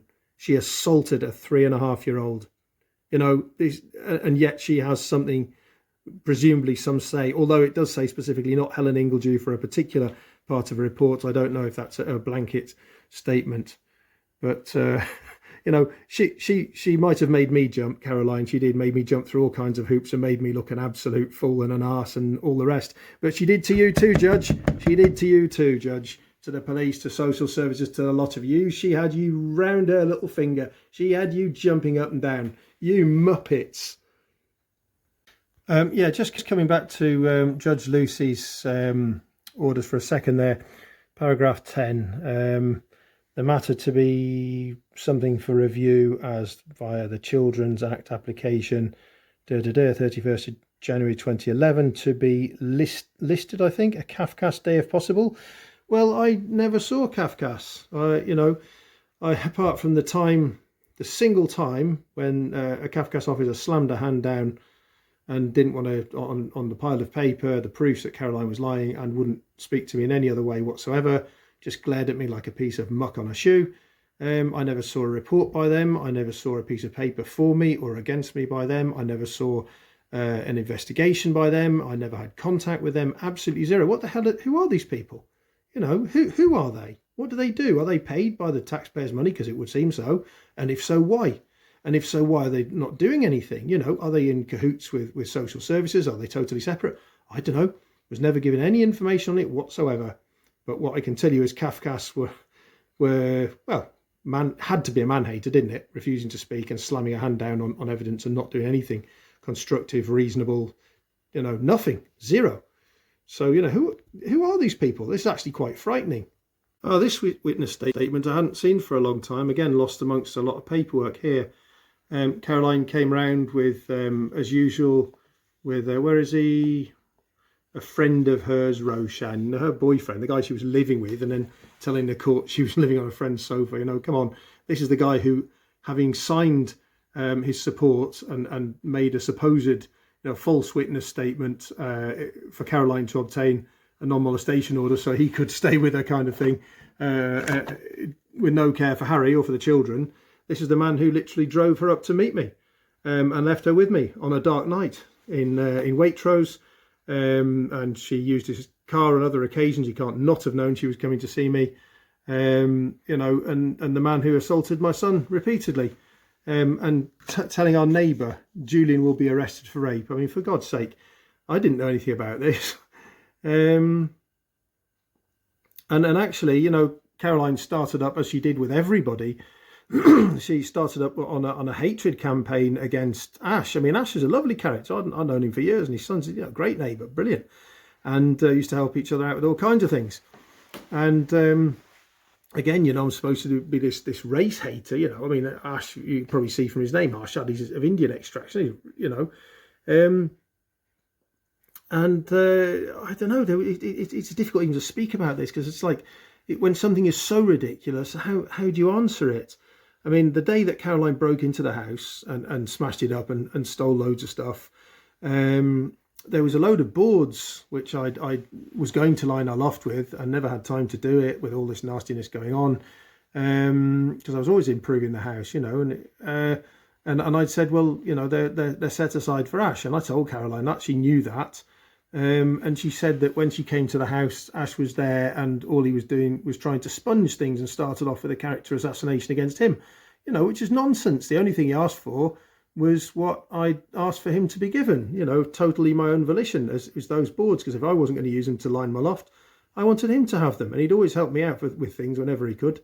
So, you know, it's just another sick and twisted nature of character assassinating anyone who, for whatever reason, or even lack of reason, just from a whim or some just, I don't know, what's the right word for it? Just a flip of the mind. You know, she could just take off on anyone and accuse them or hate them or be bitter to them. There was nothing ever in our neighbourly friendship that I could say was bad about Ash. Not a single thing. At the time that all this nastiness had been going on with Caroline, I had been assisting as a scout leader, and this gives some illustration of how bad things are. If you look here, you know, I resigned because I didn't want anything to be connected with Scouts, because they're a bloody good organisation. I grew up with the Scouts, and they did so much for me and changed my life in what I learned and the people that I met. And my Scout leader was fantastic, and I wanted to put something back. But here, an allegation. What are the allegations? That he had a sexual relationship with a 14-year-old and also raped her. Now, page 2 gets interesting. And this is page 2 of a report to the Scouts, which is anonymous, or anonymous to me at least. Call from such and such, blanked out. Wanted to know if subject was known to us. He received allegations that something raped on 2 occasions when they were together. Well, that's interesting, because Caroline only made 1 rape allegation. And as I say, her sworn statements to the civil court were completely the opposite in several points, at least one point, to her statement to the police. Not only that, but they differed on many, a number of points, a good number of points. But what, this is just another example of inconsistencies that are everywhere. Now, I'm actually quite surprised, because Caroline is a very, very good liar. She can literally lie without showing micro gestures. Now, I can't say she always did, but she often did. And, there were exceptions. For example, when she has to think on the fly and can't always get it right, when, I sort of backed her, metaphorically into a corner, and she physically backed into a corner when she was lying to me. And I kept saying, well, no, that's a lie because X, Y, and Z. And she'd come up with another excuse. Well, no, that's not true because of X, Y, and Z. And she ended up going into that absolute state of, hysteria. What else can one call it? Psychosis? I don't know. When she was speaking in several octaves deeper than a woman her age possibly could. I mean, it was absolutely frightening. But the point is, she can be caught out sometimes, but she is very, very good at what she does. Now, when we split up in this summer, when all this nastiness was going on, there were all kinds of strange things happening. Someone was obviously phoning up or contacting all kinds of different websites or organisations. People were calling saying that I'd shown an interest in double glazing. People were calling from, offering sexual services. I mean, all kinds of stuff, all out of the blue suddenly. Never happened before. I mean, obviously we get spam in our inboxes, which wasn't that common at that time in emails, but, nothing compared to what was to this barrage of stuff. So someone was obviously just trying to stir up trouble and cause problems. But this, this behaviour, sending a report to the Scouts and other, reports were sent left, right, and centre. As I said, information was sent to the Chancellor of the Exchequer's office, like incorrect information, and to other people, organisations. The whole thing, a sort of campaign of, it was character.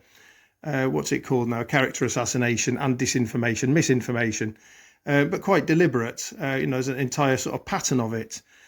But it's not the behaviour that you'd expect of someone who's scared, is it? I mean, this is obvious. And not someone who's mortally scared, who says that if I see her, I'll hospitalise her or worse. And certainly not someone that's coming round every day, literally every day on occasion, sometimes with a few days in between. One period after Christmas for a couple of months, I think it was, maybe even less than that. Maybe it was a few weeks, at which point I didn't see Harry for the longest period, which was really, really awful for me, not knowing when I would see him next. And I think the next meeting after that was when Caroline came to Wakehurst Place. That was in March from recollection, and attacked me, as she often did, really quite maliciously. And as I say, I was able to make it look like a game for little Harry's sake. But just one more illustration of the nonsense. And one point I wanted to raise was about the destruction of so many things and for so many people. Caroline trying to draw in all kinds of different people, saying she hated my father, she hated our neighbour Ash, she hated various of the lodgers at my father's house, she hated this, she hated that. People who'd never done her any harm whatsoever, or she had a nice relationship with, as far as they were concerned. And it was up and down, saying she hated my father and would never, ever see him again. And then saying she wanted to meet me at his home that very evening. what extremes has one got to put up with? But the thing is, things like this, like I said, I wanted to put stuff back into Scouts, and I've been helping out there for, I don't remember, 6-9 months or something. I can't remember, but I wanted to do as much as I could for young people, and of course it just destroys that. And surely no one's going to phone them up and say, well, actually, hang on, nothing was ever heard against Julian, and there were no charges from the police, there was no caution, no warning, no nothing, because nothing had happened. It's as simple as that. And no one's going to bring up the anomalies, and so any damage that she caused, just with allegations, a few hours of allegations with the solicitor, no one's going to put it right, and the onus is on me totally to put things right if I want to. That's first, I've got to find out who's got records of anything that isn't toward or correct. I've got to find it's there. I've got to make official applications, usually got to pay some money to do so, got to do all the paperwork, got to log it all, then I've got to try and put it right and then show proofs. I mean, what proofs do you show that you don't rape someone, kind of thing? And the worst thing is that the police never gave me a copy of her statement, as I said to them, which I did apply for, because there was an absolute proof, one of many, but a simple and straightforward one. So this is why, I get upset, and it's not about myself, it's about the amount of children and families and who have their entire lives destroyed with this kind of stuff, just from accusative women, and the fact that the police and the courts do not give a toss about finding out what is really going on. No attempt whatsoever. They don't even follow the law. That's the worst part. And social services will make it a hobby, this sort of man-hate thing. Why? I can't fathom it. And I'm not sure if I mentioned earlier in the video, but I did try contacting one after the other complaints departments, professional organisations, trying to levy a complaint. Every single one was, for some reason, whatever reason, was stonewalled, ignored, excuses provided, but I was not able to make a single successful complaint or have any single successful investigation into what I was saying, no matter how serious it was. We can't look at, this is the local government ombudsman, court proceedings including I tried everyone and everything. This is just one little example, that's all. And now we get to a little bit about Timothy Philip Smith, this man who groomed Caroline from a young age and who was behind stirring all of this up and making Caroline so insecure, and in the end effectively driving her mad after she'd been through hell with her family, and her family knew about this. Now, why do I not think that Caroline's lying about this? Because I've seen the marks on her body repeatedly, because I've seen her mother attack her, because I know that her mother, her father and sister are complete, utter liars. And Caroline used to describe her family as the ultimate dysfunctional family. And then social workers tried to paint it on me and say, oh, well, you went after a vulnerable girl. Well, no, Caroline came after me. Absolutely. And there was no question about this. That's just a stereotype, I suppose, that suits them. But it's really quite sad. And the worst, when Caroline's, the accusers that Caroline had were members of her family, the people who fucked up her entire life, frankly, and including Tim Smith, who was driving her forwards and backwards to court, perhaps sponsoring her with money. I don't know. She said to him that I'd stolen his motorcycle here in Sweden, obviously to stir him against me. Complete bullshit. And yeah, this is something that Caroline wrote when she was over here in Sweden. She was talking about wanting to potentially prosecute or to sue Tim. So she wrote this. This is Caroline's handwriting. She wrote it when she was here in this very house here in Sweden. Now, the next pages are very telling. And the other thing I should add, of course, is that Tim himself used to laugh and joke about this in front of me, in front of his family. He wasn't shy about it. He'd never, ever said directly he had had intercourse with Caroline, but he did allude repeatedly by inference and even sometimes directly to having performed sexual acts with Caroline as a minor in front of her parents, who did nothing. Now, you'll note here what Caroline writes. First year in Yattenden, age 7, ? Swimming at Crawley Leisure Centres. Tim used to take her swimming all the time and take her out when her parents just couldn't be bothered. The old pool pre-extension with flume. I'll read all this out. Sorry it's boring, but in case any of it's unclear. Used, and because I can comment, used family communal changing room together with Caroline, even the few times when mum came too. Quite an exhibitionist, exposing himself, talking about how he had a big willy. When swimming alone or with Natalie, exposed himself. Natalie's Caroline's sister, one of my accusers. Can't remember, but a sort of game to touch the willy. Then developed to putting items onto his willy. Now, Caroline told me about this a lot of times, that Tim in those changing rooms used to have an erect penis. Now, and she said at the time she was 12 years old. And she said that he would get her to put socks onto his willy. But here's something very similar. Veruca socks onto his willy, towels, wet costumes, etc. Erection during this. Thank you. Then recall Tim telling stories about it, describing it as a game, etc., which he did to her parents. And I know because I heard it. After some time swimming, I would go to his house, I believe after dropping Natalie, her sister, home first so that I was alone, encouraged me to tie him to a chair and spread. Don't know where the next page is on that. Spread food onto his chest, banana and some others, tying me up. Tim started to tell me about sex stories of a previous girlfriend, Sam, which he's told me too. He would tell me of different things they had done and said he liked my legs, told me I had good legs. Remember, this is Caroline talking about this when she was 12 years old in general, because, you know, she has said slightly different things, but she talks about it normally as being 12 years old. Started telling me about bondage, showed me printed black and white images of porn, women tied up, hanging, masked men, lesbians, began saying, when you're older, when we have sex, when you do this. Well, I remember Tim used to say, when we get married, for example, and he has invited me to see on his computers in his home disgusting pictures. I mean, you know, I've seen different types of levels of porn, let's say, in my life. Different people have some very strange tastes, to say the least, but the stuff that I'd seen at Tim's were normally involving people being strangled, mutilated, stabbed, killed, usually with their throats slit, chained up. And as I said, and it must be on Tim's medical records, he told me he went voluntarily to get treatment because he had mental problems and thought the world belonged to him, etc., etc. And it was essentially psychopathic behaviour. So he has sought help himself. It's that bad. So this, if he's telling the truth, and I've no reason to think otherwise, and he's told me this story so many times in absolute detail, when, where, how, at the time, you know, a long time ago now, but I remember that various incidents clearly. So it has to be in his medical records, but these were never brought up. These were never questioned. I was never able to say to the court, look, please bring these up, because I was never allowed to speak, ever. Now, here we'll continue. My mum, Caroline White, and Tim played badminton. That's very true. Mixed doubles in Bewbush Leisure Centre. Yes, they did. Wednesday evenings would go to the shower, would go to Tim to shower after. That's true. There were all kinds of allegations or jokes, let's say, within the Caroline's family group that Tim was sleeping with Caroline's mother.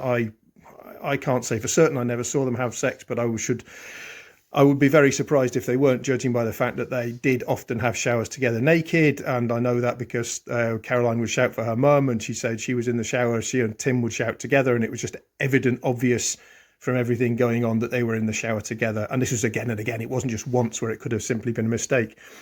Pre and post his new bathroom being installed, which included a shower cubicle, Tim and Mum showered together. Sometimes they would lock themselves in and I was shut downstairs up to 45 minutes. I remember Tim kissing my mum on one occasion. Tim started saying I had better legs than my mum. He would sometimes cry and say he loved me. He would say it was not about sex, but when we had sex, I think I was 8 by now, 8 years old. Not sure of chronology. Tim bathed me at mum and dad's, mum downstairs during this, obviously. Tim complained, no lock on bathroom door. I don't know what that says, something door. Exposing himself. Whole bottle of bubble bath flooded the room through to living room ceiling. I don't know what that means exactly. Tim encouraging to rub bubbles on him and me, etc. I'm sorry. I actually find this very difficult to read. This is, you know, my blood's boiling. What can I say? This is just... Ooh. Tim told me that me, Mum, Matt and Nat would come and live with him in Bletchingley at his dad's old house. His father passed away during the time I knew Tim, so the house was empty. That Mum was leaving Dad. No real surprise there. An awful lot of quarrels in that house. Described Dad as a useless idiot, etc. Well, you know, yeah, what can I say? He was. I mean, the large number of scrap cars in their garden, literally 13 of them that Michael was supposedly going to do up, and you literally could not walk straight between them. You had to walk sideways. Ergo, you would get your clothes dirty every time you went into the house. So, and you couldn't physically get to the house any other way. You had to go sideways between two tightly positioned cars. And he would ask me to help him position them there. We would have to sort of lift it up and bump it over sort of 4 or 5 different men together, because that's what he wanted, because you couldn't have physically parked them that tightly together, you know.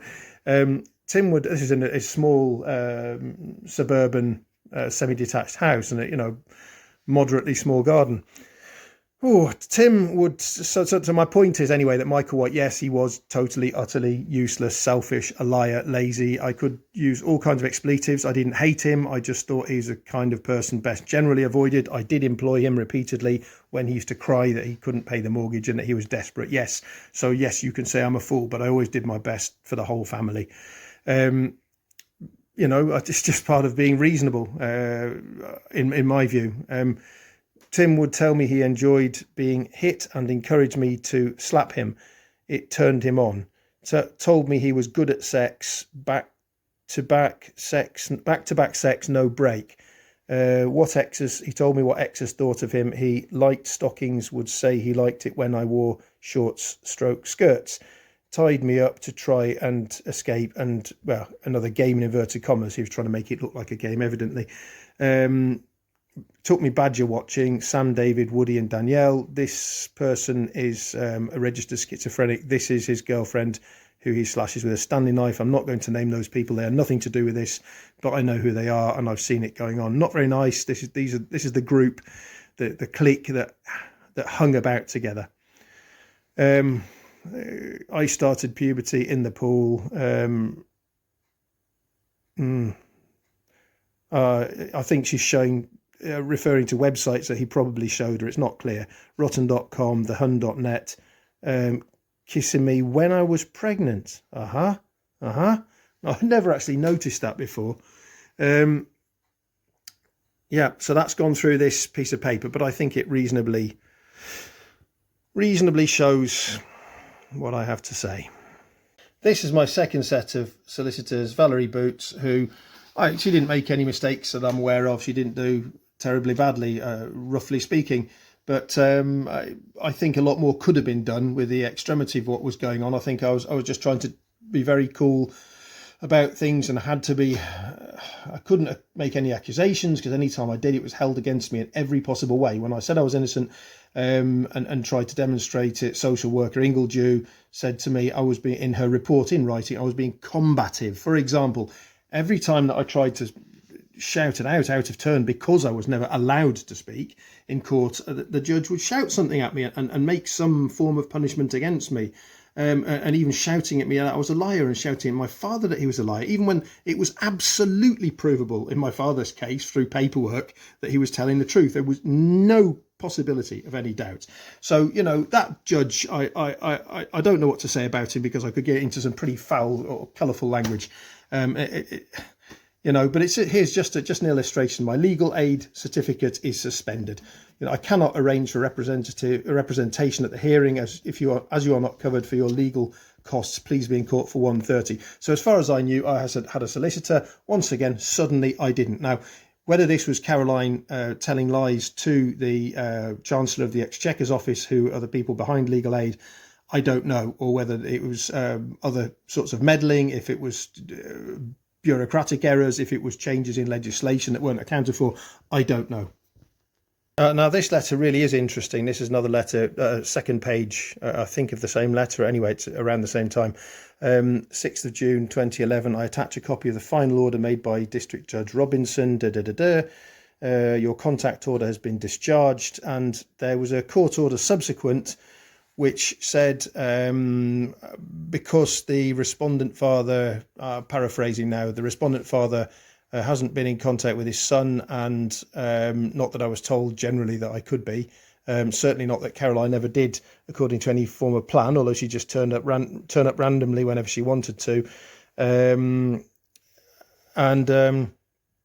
Sorry, lost my track for a moment there.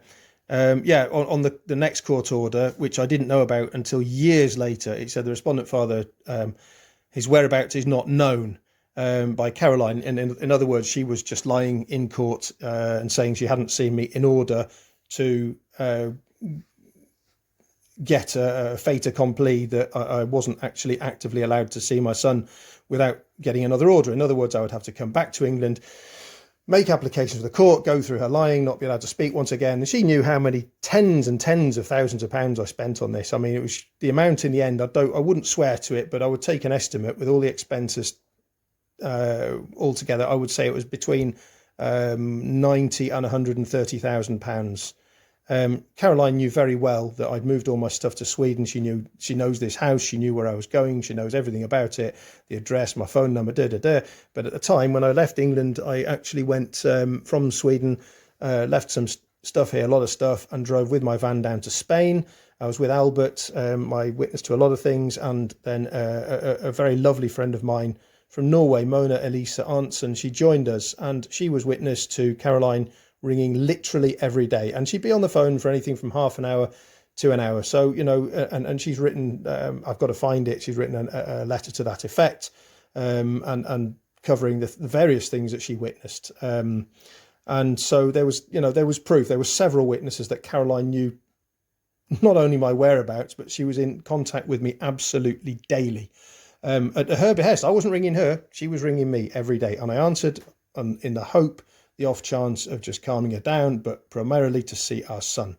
Simple as that, you know, just to try to make things calm. But she could just lie. No one gives a damn. No one's going to look into it. Yeah, here's Eastbourne County Court court orders. Detailed assessment of publicly funded costs of each party. Now, I don't know that I have that document. I can't see it with immediacy. I don't think I have. I don't think I ever actually got it. Maybe I did, because there were so many, you know, hundreds, if not thousands of pieces of paper. But this is detailed assessment of publicly funded costs. Why is the public paying for any of this? Why? How long does it take for the police to investigate this and to say this is rubbish and she is lying, prosecute her? That's the end of it, because at the moment the costs to the public purse, to the taxpayer, to individual, normal, reasonable, hard-working people in England is vast. One of my sons, after going through this, is now a registered schizophrenic. He is on benefits, and he probably will be for the rest of his life. My other son has mental, what's the right word to say it? Psychological help, shall we say, and broke down completely. And again, mostly because of this. And it split up our entire family in different times.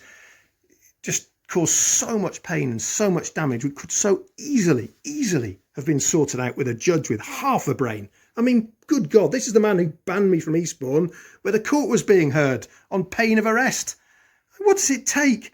Now, you know, and I think I mentioned earlier in the video that Caroline did not turn up for, I can't remember the name of it now, for a meeting to try to smooth things out. It was held at a third-party solicitor's office in Crawley. I turned up. She didn't turn up. Without turning up to one of those meetings, you, in theory, don't get legal aid. So how did she get aid? Because this infers that she did. I don't know for a fact whether she did or not.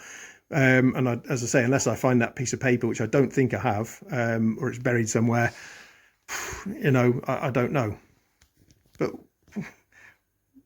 I didn't remember that this document existed either. This is a list of items belonging to Jack and Nick Dixon, my sons, which were taken from our home when Caroline broke in that weekend and smashed the house up and left taunts to me, sexual taunts, and stole all of my children's toys. You can see that's a list of toys and things that all children have. She stole absolutely everything. One Action Man Jeep was left, probably because it was too big to go in a box or be carried out, whatever, I don't know. Everything else stolen. And I mentioned earlier in the video that Caroline got into hidden debt more than once. I paid her out, but this is just a note, or just a piece of paper that I have hanging about, just a basic piece of evidence. There we go, £7,182.42 is on this card as at 1st 1209, having transferred from Laline, Caroline's nickname. Just one of the times I bailed her out. No big deal. Only 7-something thousand quid. Just for anyone who's got any doubt out there and thinks, who's this guy, you know, just ranting, and is he telling the truth? Here's a disclosure that was made when I was interested in becoming a scout leader and, you know, wanted to do that very bad. I had done for some years since I came back to England. and didn't have the time. As my business progressed and had a little more time, I really wanted to do nice things for youngsters. Simple as that. All that destroyed. But here we go. Police records, convictions, cautions, reprimands and warnings, not a sausage, none recorded. Information from the list under the Something Education Act, none recorded. Children's barred list information, I don't know what that is, none recorded. ISA vulnerable adults barred list information not requested. Other relevant information disclosed at the chief officer's discretion, none recorded. I was in the army for some years, a territorial army, and my army record too is immaculate. As you'll see with everything I've done, I've always just done my best. You know, I'm not perfect, I'm a human being, but I do my best. Just a little piece of circumstantial evidence, actually, nothing special, I'm afraid.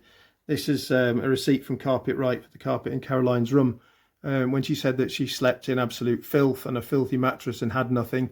This is, you know, her carpet, deep pile beige carpet with underlay, everything fitted properly. I mean, the whole thing was beautiful. Her bedroom was immaculate. It was just crap. Another part of character assassination. Just another little piece of circumstantial evidence here. Julie Niederhauser, when her things were stolen from the house, we did get a crime reference number. The police didn't proceed. They said they regarded it as a civil matter, if I remember correctly. So, you know, what's all this victim support? More money from the state, presumably, or from a charity, for what? All she wanted was for Caroline to be exposed. Probably wouldn't even have prosecuted her if she could have just got her underwear back and her clothes. I mean, this is just ridiculous. Why are the public spending again and again and again because of the ineptitude of courts and police? The police should have bloody well prosecuted that, or at least got an admission from Caroline, you know, and so we could have all gone on for our son's sake and for the children's sake. There's not a vindictive part of me that says I want her prosecuted. I only want her prosecuted or examined to the extent that proves, yes, she's bloody lying. She's lying in court. She's lying to the police. She's lying to everyone. But the thing is, you know, all this, oh, we're so sorry. Oh, we're so sorry to hear from the police you've been a victim. Why didn't the police bloody do anything about it? Actually, here's a piece of paper that I didn't realise I had. Just found it amongst loads and loads of old papers. It's just Prickson who needs sorting out. This is from my ex, the mother of my two sons, who I don't particularly dislike. We don't get on like a house on fire, but, you know, I respect her for a lot of different reasons. And she's always done her best as a mum. And we've had her ups and downs, but generally there's been no problem with access. You know, as in seeing my children and taking them on holiday. I've stayed at her place many times. She's stayed at mine a few times, even brought friends, you know. So, you know, I'm a reasonable fellow and so is she. So I don't want to ever paint a different image. Prickson in his sort, yeah, not very nice, you know, but there we go. This is a letter that my ex wrote to Caroline. I have a feeling it will all work out nicely, even though I think you're mad. This is when Caroline announced that she was in a relationship with me. And if you look at the date here, Monday, 14th of August, 2000, you know, that shows what Caroline's age. You know, I think we were together, as far as I know, circumstantially. It was about 3 weeks before her 16th birthday. And she'd come to Sweden specially to be with me, told me she'd had her 16th birthday, told me he was at the party, told me what they'd eaten, told me what they'd drunk, told me everything there, who was there, what they said, and it was all bullshit. It was a manipulation. So soon after this, you know, and then she proudly announced it to me when, you know, in Sweden, and I wasn't happy, and basically I left her and I went off and I started a relationship with a Norwegian lady who was really just a decent, lovely human being, as well as stunningly beautiful, a lovely person. And these two got together, you know, they all play Miss Innocent, don't they? But, you know, these two got together, they actually kissed each other, French kissing, tongues, the whole lot, with the kids' stuff in the background, knowing that Ingrid had never seen the children, and sent it to her just to split up our relationship, which, of course, it did. I saw it when it arrived on email, when Ingrid opened the email, actually. I was in Norway with her, at which point later on, anyway, Caroline was after me big time and, you know, begged to be back with me and all this. So I ended up with Caroline. But I think it gives an idea of how bitter women can be, and it also gives an idea of the you know, the dates, because subsequently Helen Ingledew claimed that we'd started Caroline and I had started a relationship with Caroline being age 12, which is total crap. At another point, she said that she was either 14 or 15, which again is crap. This is, you know, it's not absolute proof, but it goes some way. Here we go. I wonder whether we should send the photo, so that's the photo I'm talking about, and hope that Ingrid sees it, or whether we should just have a long-lasting laugh with him and accidentally let him see it and keep doing all these sweetheart emails and pretend to be hiding something from him. He, what do you think? Okay, you know, a bit of bitchiness, but actually I have one big regret in this. I don't regret leaving Kiki because she had depressions, all this stuff. I don't want to say bad things about her at all. I don't and won't. But it was difficult. It just was, you know, and it just wasn't going to carry on as a relationship. And then moving on to Caroline and all the stuff that she was doing, the manipulations, which I just didn't understand the severity of and the extent of for years, frankly. But the one decent person in all this who got hurt was Ingrid, and she was a lovely, lovely person. And a student architect, subsequently a practicing architect with a successful business. But what makes me really, really sad is, of course, social workers saying that I preyed on vulnerable, again, you know, I'm reiterating, on vulnerable and I can't remember the word used, but, you know, just dappy women. And no, you know, it was brilliant. And we went off traveling sort of around the world together, so to speak. We went right across China, backpacking in buses and trains.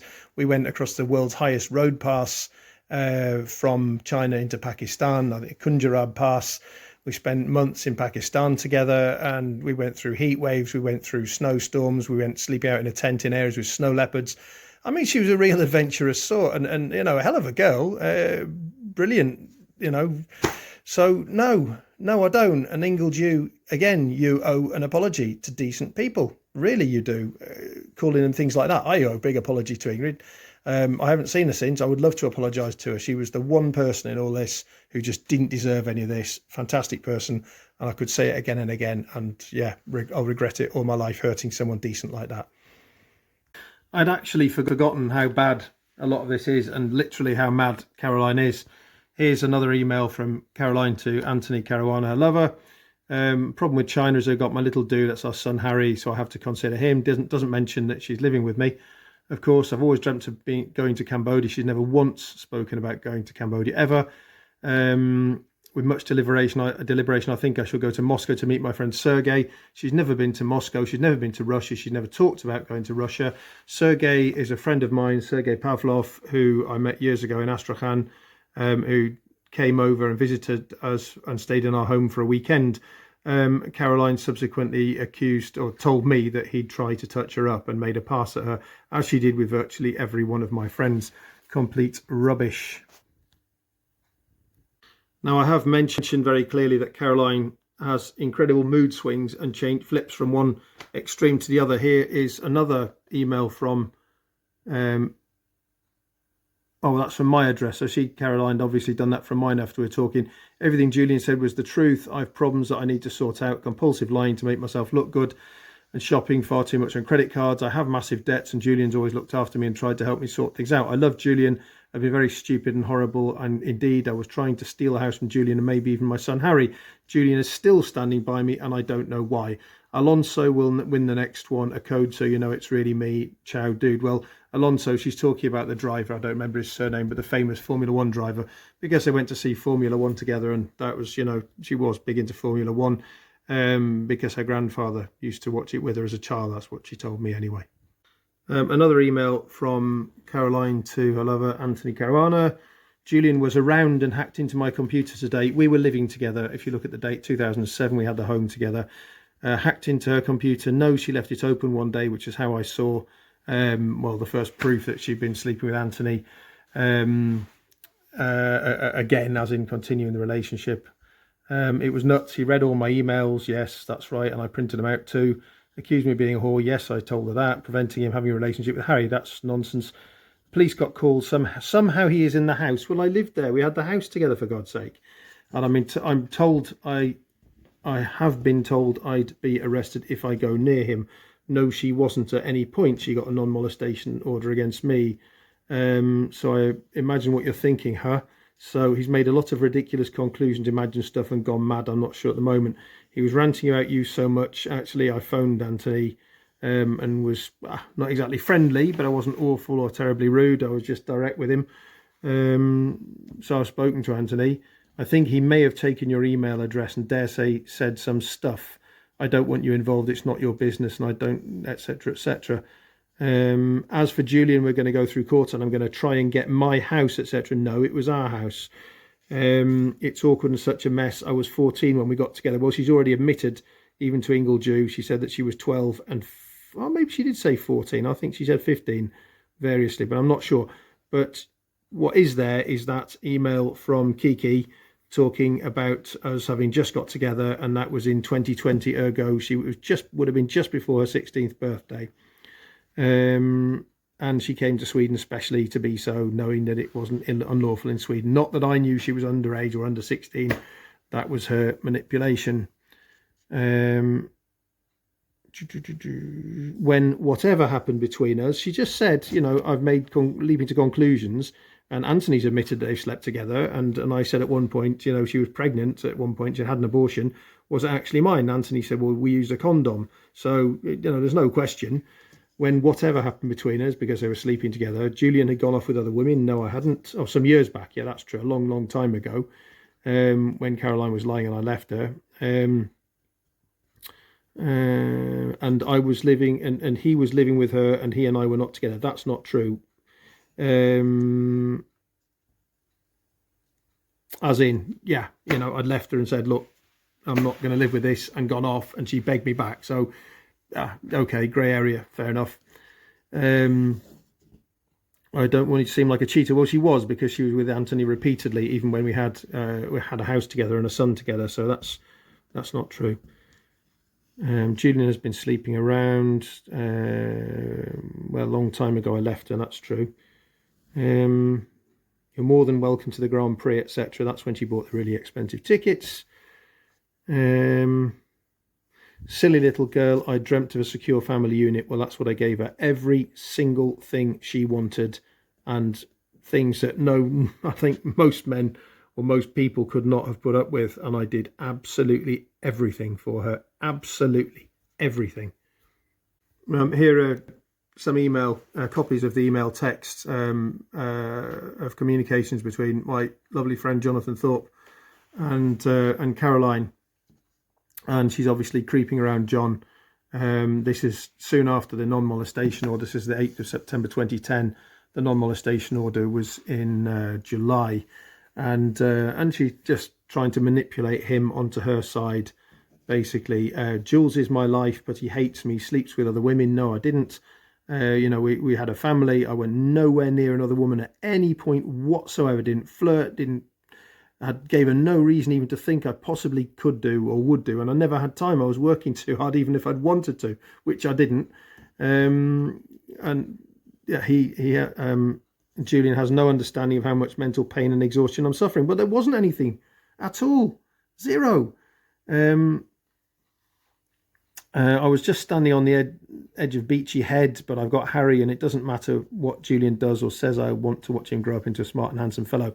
I do get, well, is she going to commit suicide or not? Because that's what she told the court, that she was on the edge of Beachy Head and all the rest. You know, this dramatic, absolute rubbish. I don't know if she was ever there. I do get pleasure out of watching him learn and develop. He really is the best thing that's ever happened to me. Just a shame he can't access his family home. She was round all the time, even leaving Harry there for the weekend, as witnesses show. And she sometimes, seldom, but she would come round and stay.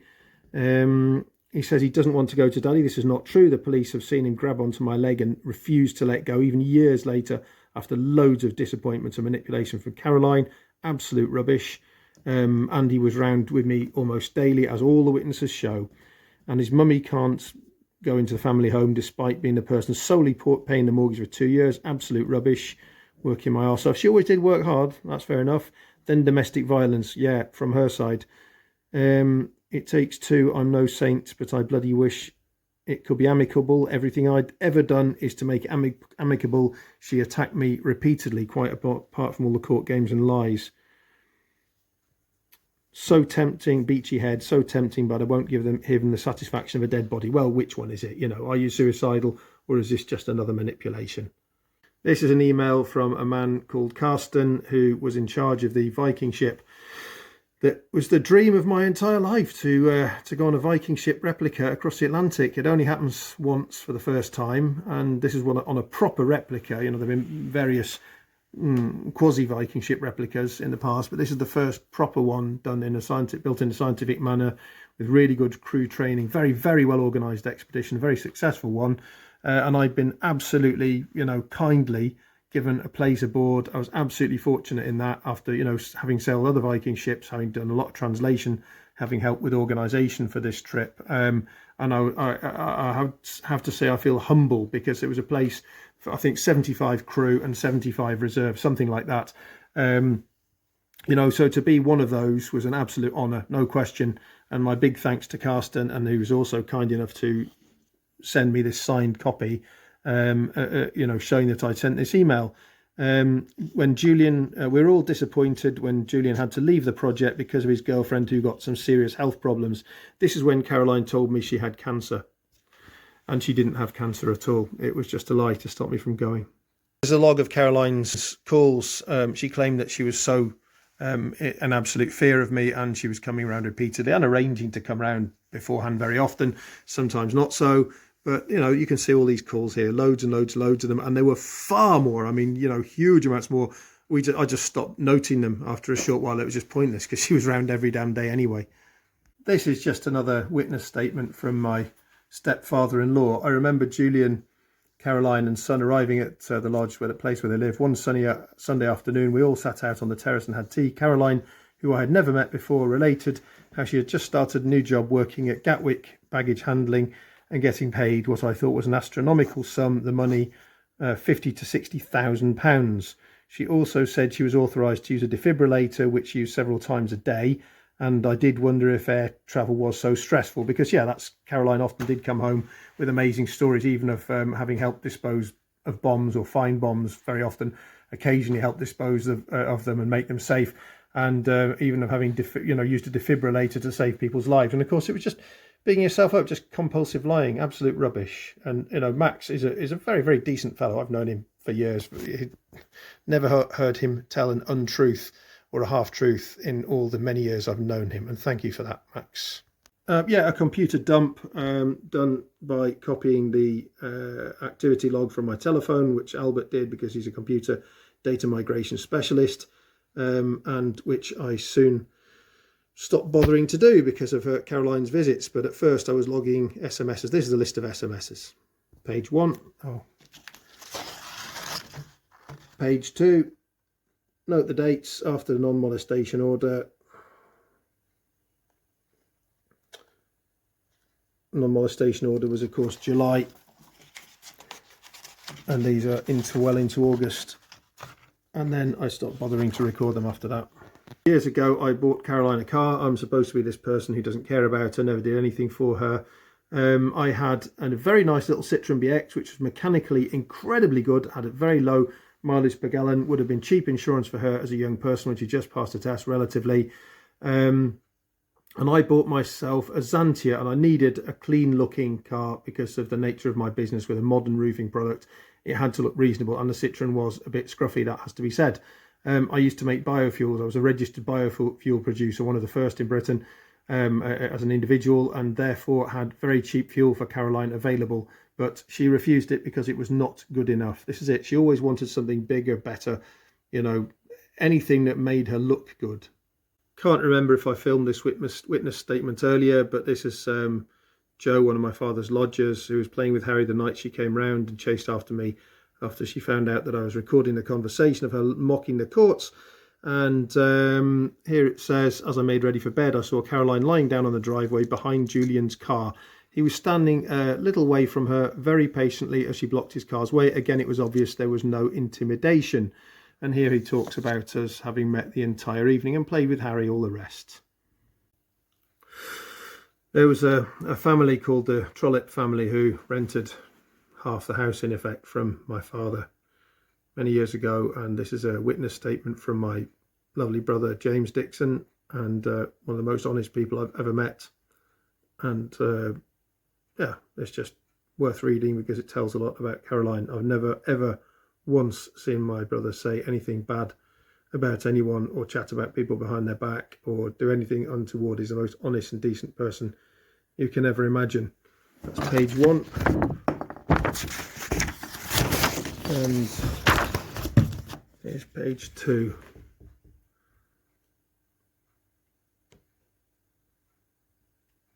And I remember these events.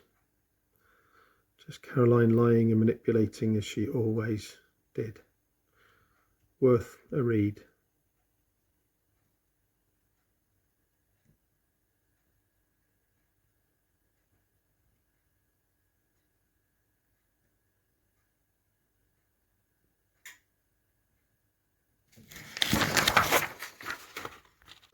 Yeah, please note the date on this court order,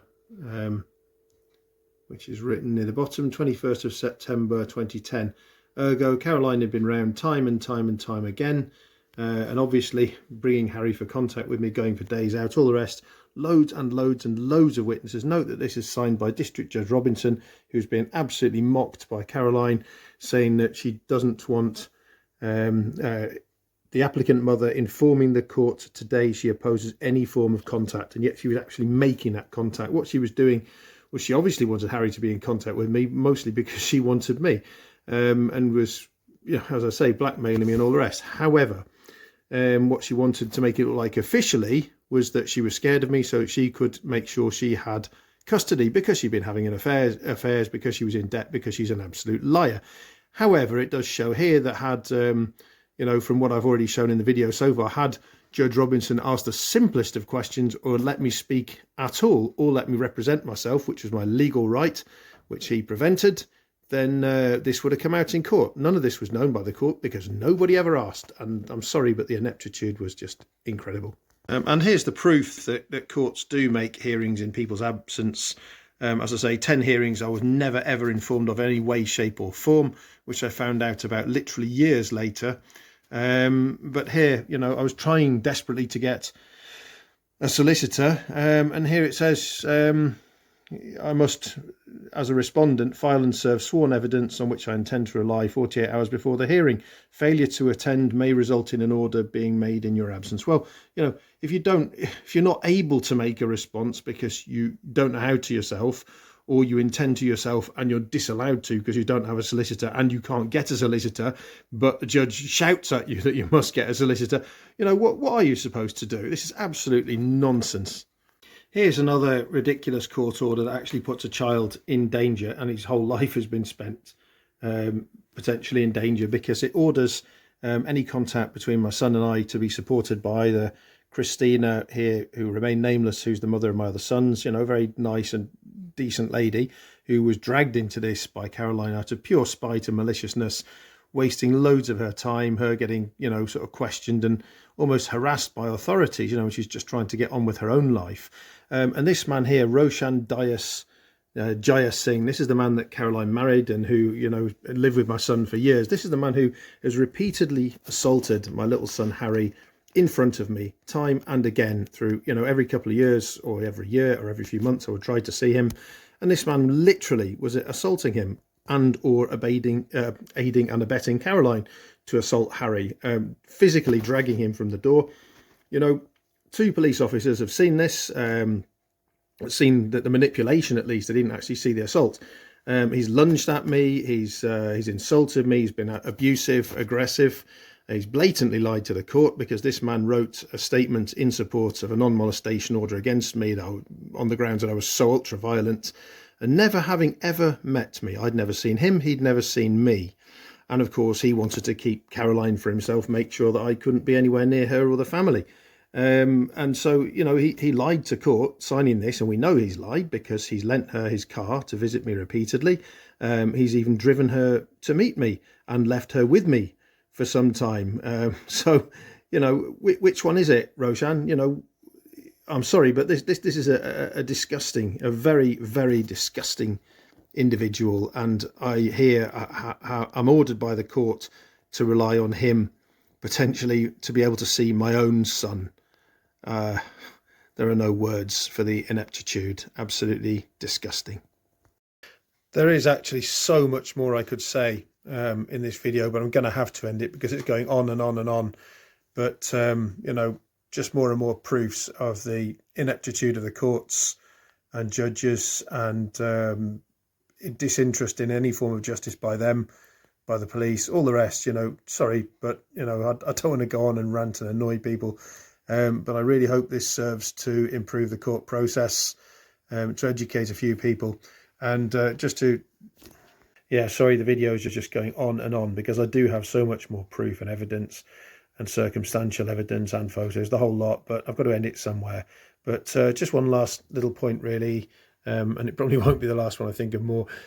Judge White. So there was a Judge White here, and my memory was correct. This is one lady who made certain orders and who pulled the very, very clever manoeuvre which stopped Harry from being taken away permanently by social services, who in theory couldn't do, but in practice do. As I worked out, as anyone with any intelligence knows, and yet the court service and solicitors pretend doesn't happen. So this is total doublethink. It's nonsense. It's rubbish, and just part of the total ineptitude of the courts. This is not to put down Judge White in any way. Quite the opposite. This was the only single person in the entire process who did something intelligent. Now think about that. One person out of the, I don't know, what was it involved? 10 people that I came into contact with potentially through courts, and probably a lot more behind the scenes. And there was a lady judge who made another order whose name I'd never heard of before going through this paperwork, which I received many years later. Didn't know she's involved. She'd never met me. I'd never met her. She knew nothing about me, yet she was making decisions when not even full paperwork was there, because as I mentioned, evidence was lost by the courts or not included in the bundle, and I was never allowed to speak. So what's the theory of law and order, actually? And I thought I'd show what children become under the court's auspices. Now, this is one of a number of packages of paper, so I'll show you. This is one lot, this is another lot of paper. This briefcase will not close. Physically won't go anywhere near closing because of what's in it, and I assure you this is far less than this is probably less than a tenth of the paperwork involved, and all because a woman goes and moans to a solicitor, comes out, spouts some nonsense for a couple of hours, and this is the result. Tens of thousands, possibly hundreds of thousands, possibly millions of taxpayers' money down the toilet, and no one will investigate. Here's a second pile of the papers involved. This is a transcript of a conversation from when Caroline was phoning me daily, but this is just one of them, on 24th of August 2013. And you can see quite a few revealing things here when I mention how I worked my balls off for her and did everything she wanted, which is true. I used to travel around and I had a fantastic life and friends all over the world, and she wanted to settle down, have a house and a family, and I did it primarily for her, but I was very happy to do that because of course it was good for my other sons too, gave them security. But here she admits it. Yeah, I said I did everything for you, and yeah, now we're apart, and etc etc. But now I acknowledge it. Further down, a complete admittance of being ill here. Some of it was because I was just completely ill. And she talks here about how she doesn't let Harry spend much time with her parents because of the way they behave and who they are. Tim is not allowed near she or Harry. And further down, I said outright to Matthew and Ivona after what Tim did to me, and this is in reference to the sexual abuse, of course. And she was saying to her brother, Matthew, look, you shouldn't let this fellow near to your children. And she told me this quite openly on other occasions and so on. But of course, this is the same Matthew who's in prison for child abuse, and I'd heard through various sources, through the grapevine sort of thing, that was the case. And then her father, his father, and Caroline's father, Michael White, met me in the supermarket here in Sweden about a year ago, and he started talking to me about it. And I wouldn't say I mean, he just wasn't sad about it. He wasn't regretful. He was just, oh yes, my son's in prison at the moment, oh, for child abuse, as though it's nothing, almost as though he's happy about it. I mean, it's just totally mental. This is beyond imagination. But that's the sort of person her father is, and this is what this whole little sort of group, this nasty little coven of people is like. They seem to attract each other as abusers and people who stir each other up into states of paranoia.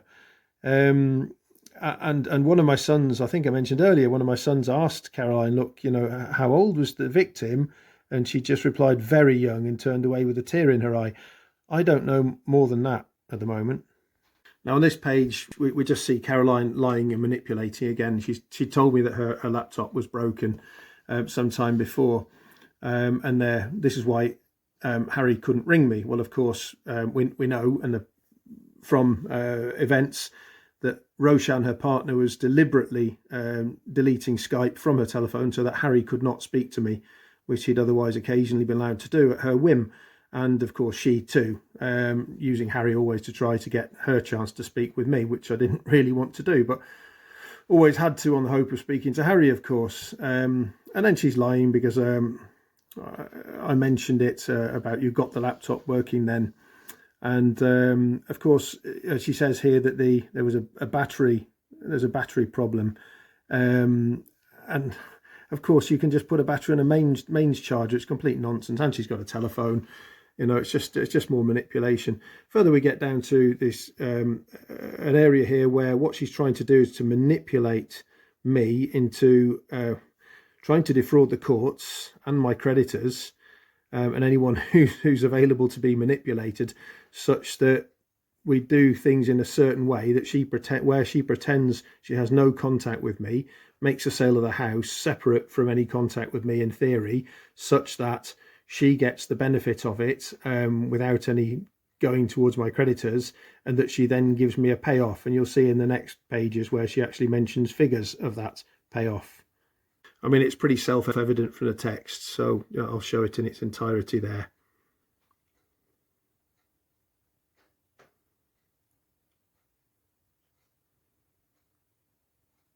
And nearer to the bottom here, she talks about the £6,053, which I remind her of from one of the times I paid off her hidden debts, and she admits it. And do you remember we made an agreement, if we ever split up, we would split everything 50-50, which is something we agreed before we bought a home together, because otherwise one can so easily get into quarrels.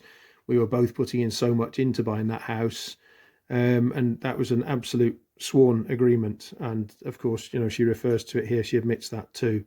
Of course, that was hardly the case when she tried to absolutely get everything and succeeded. This is just continuation of the same text of how she wants the manipulation to work. And here, you know, she pretending she has no contact with me because you're effectively missing where you have not really been in contact with the court. They have made a lot of decisions without you being in the court. Well, I didn't know that for years and only found out the hard way. Here's a reference to Caroline deliberately not forwarding any mail to me, and at one point her father said he would forward a mass of mail to me, which something I never received again. Both lying, both in this together, and I refer to it quite clearly here, and she feigns a surprise at the whole thing. And this is a reference here to where she actually went off with Anthony, her lover, and her father drove her, you know, knowing what was going on, sort of thing. Quite happy to see our young family split up, you know, really ridiculous. As I mentioned, the guy and her mother, her father and mother, were both into stirring up as much trouble as they could, rather than trying to make things decent for Harry, even if we were to split up, or let alone to try to mitigate any unpleasantness. Anyway, so well, this is all self-explanatory, this text. It's quite sad and it's a bit painful to go through it, frankly. And this is reference here to every time there were problems between us, whether it's no matter the extremities of the nastiness from her side, the total abuse of the courts, lying to solicitors, lying to social workers, everyone else. You know, I made every effort to calm the situation down, and I was always lambasted. Whatever I did, they would twist it into me being evil, and I was the calming one. I was the one trying to cool everything down from the outset, even not at first going for the throat, so to speak, in court, you know, because what I didn't want to do is stir things up and get Harry taken from both of us. She was making horrendous and ridiculous accusations, and anytime I tried to defend myself, social services would twist it and call me a liar, and even falsify accounts, reports, and accounts of things that I'd said. And I notice a pattern here. Something I only learnt later in life was about, you know, when I state something, when she can't answer with a very good lie immediately, she'll say, pardon, and it's always playing for time. And you get a similar thing here when she's really lying blatantly, so she knows she's lying. There are several incidents of it when you read through the text. Gives her time to think.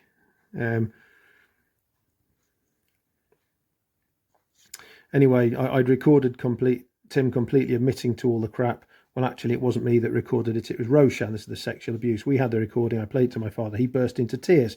He said, "I didn't know, you never told me." I said, "That's bullshit. I even told you." And unfortunately, that part is not audible. Yeah, he said it. He said it, Caroline. Tim has laughed about it, because I've heard it. I've heard Tim laughing about it. All kinds of inference to it, repeatedly. And he thinks it's funny, even in front of her parents. And anyway, lower down, she said her father, I mentioned how her father said he's going to have words with Tim. And of course, he told me recently, when I met him, well, a year ago in Lidl supermarket here in Sweden, that he's over here, he was in this town to go and see his mate Tim. And this is the conversation going on, talking about the abuse by Tim and various types of abuse, particularly mental abuse by her father. And here's Caroline admitting, at the time, you said that, well, I'll be there, I will support you. And I said that I would be there 100%. She's admitting that I said I would always support her, and I did. Even through the nastiness, I was still doing my best to mitigate any problems and make things decent for our son and my children, and even her. And more self-explanatory text. I missed out a couple of pages where there's just nothing of any import. There's no point scanning all sort of 19 pages, I think it is. That's not true, says I. You'd lied to me about everything. You carried on lying about everything. I forgave you and left everything. You'd lied. You said you'd never mentioned, and you'd never mentioned Anthony. I'd had no idea you'd had an affair. You were in massive debt even when we bought the house. You never mentioned that. I could go on. Caroline, yes, you're probably right. Well, there's no question. I mean, this is what happened. And then lower down on this page, this is quite interesting, because Caroline said in one of her allegations in court, of one of the 87 allegations, that we had no toys for the children, that they were left in absolute poverty and neglected. And I mentioned here the size of his railway track. We had a Brio, and you probably know the Brio wooden train sets are very expensive. We had a massive set. I mean, it didn't just span the front of our very big lounge. It went around and around and around, with tracks within tracks and bridges and rolling stock and all the rest. And I'm referring to it here. It was bigger than the kindergarten's track. It was bonkers, as Caroline said. It was bonkers. Do you know what? He's still got it. He won't get rid of it. Admitting that she stole all the children's toys from the house. Now, some of them arguably could be Harry's, but the boys played with toys interchangeably. But some of them were blatantly Jack and Nick's. But the point is, she admits that she's got the stuff from the house. Just some banter here when Harry's in the background. Daddy's older than you about toys. He paid for them. Yeah, admittance. Yeah, I did. I paid for the massive majority of all the toys. And yeah, further admittance down the page. Talking about when she was massively in debt. Yeah.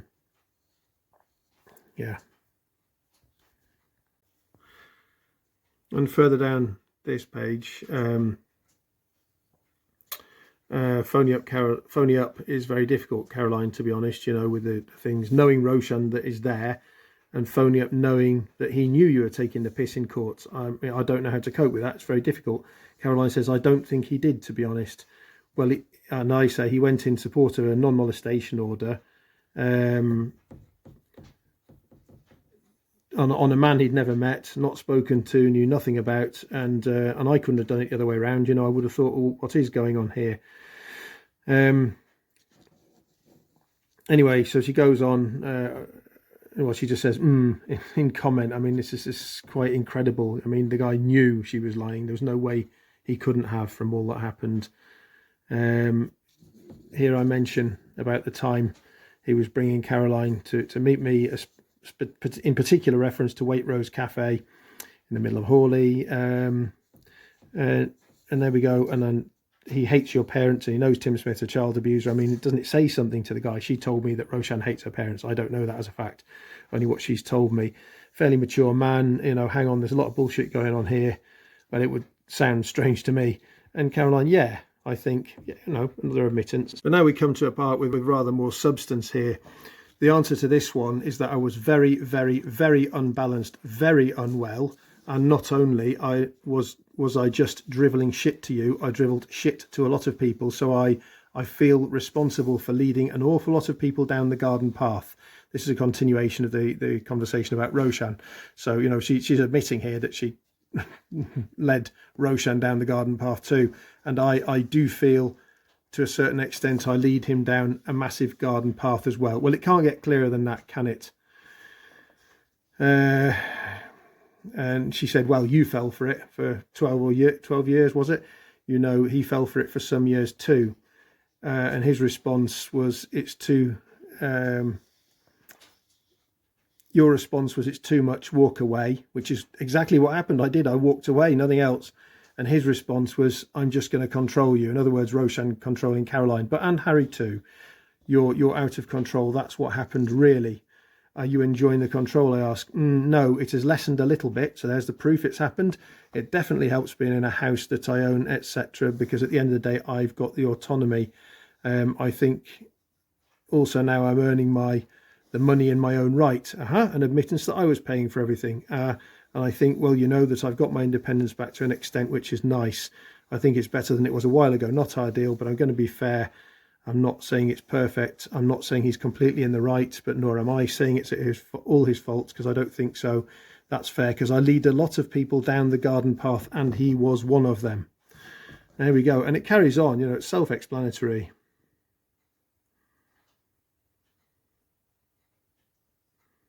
And this was Tim Smith's lodger, who became his partner for some years. Sadly, she's passed away.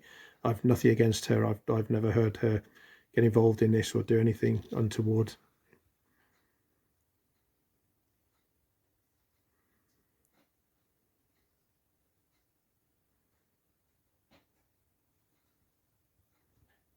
This page, there's more telling information too. It's when Caroline told me she had a recording of when she'd talked to Tim about the abuse, and an absolute admittance, and documented it by tape recording exactly what had gone on. A lot of this is self-explanatory again, but she talks of how Roshan got a recording very soon, very specifically, and how Roshan was telling her, you know, that what had gone on was just not okay in any way, shape or form, to say the least.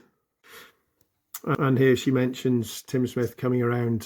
She invited him for her birthday, and made him a cup of tea, and he gave me a birthday card with 50 quid in it, and I sat him down then. I think he probably at that point had some idea of what was going on, and this is what I saw when Caroline was younger, and I knew the family when I occasionally came to England. I wasn't living in England at that point.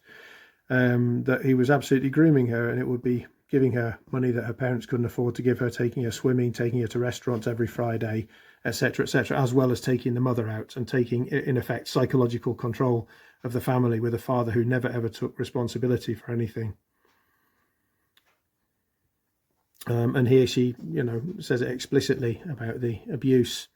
So, you know, there's no question about what's being referred to here. There, and then on the recording, etc., Roshan had left the iPad down on the side recording a lot, and she goes on to talk about how Roshan had recorded the entire conversation again after they, for some reason, had lost the first recording. Bloody plonker, and my dad burst into tears when he heard the recording, said he didn't know any of it had ever happened, even though I told him. Well, I was there when Tim used to laugh about the sexual abuse in front of her father. There is no question. Michael White, you, sir, are a liar, and the most... there aren't words to describe someone who's as disgusting as you, actually.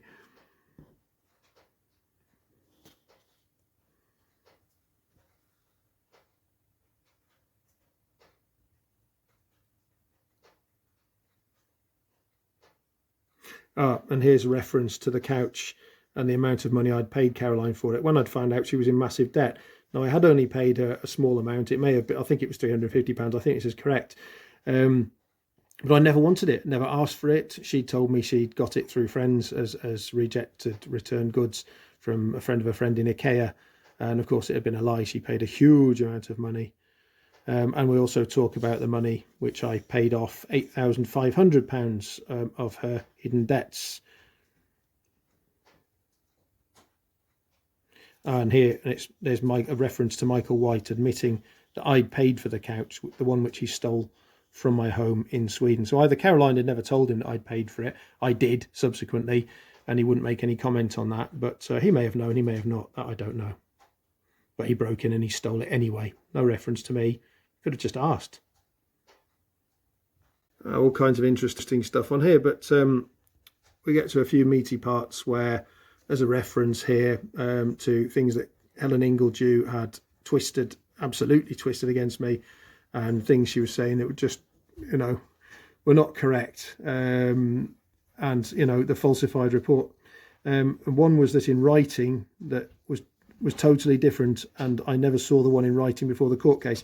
That was a reference to the report which I was forwarded, which turned out to be totally different to the one that was actually supplied to the court, which I obtained through getting all the transactions, the bundle of the entire legal process years later. So, yeah, I don't know if she knew about that or not, actually.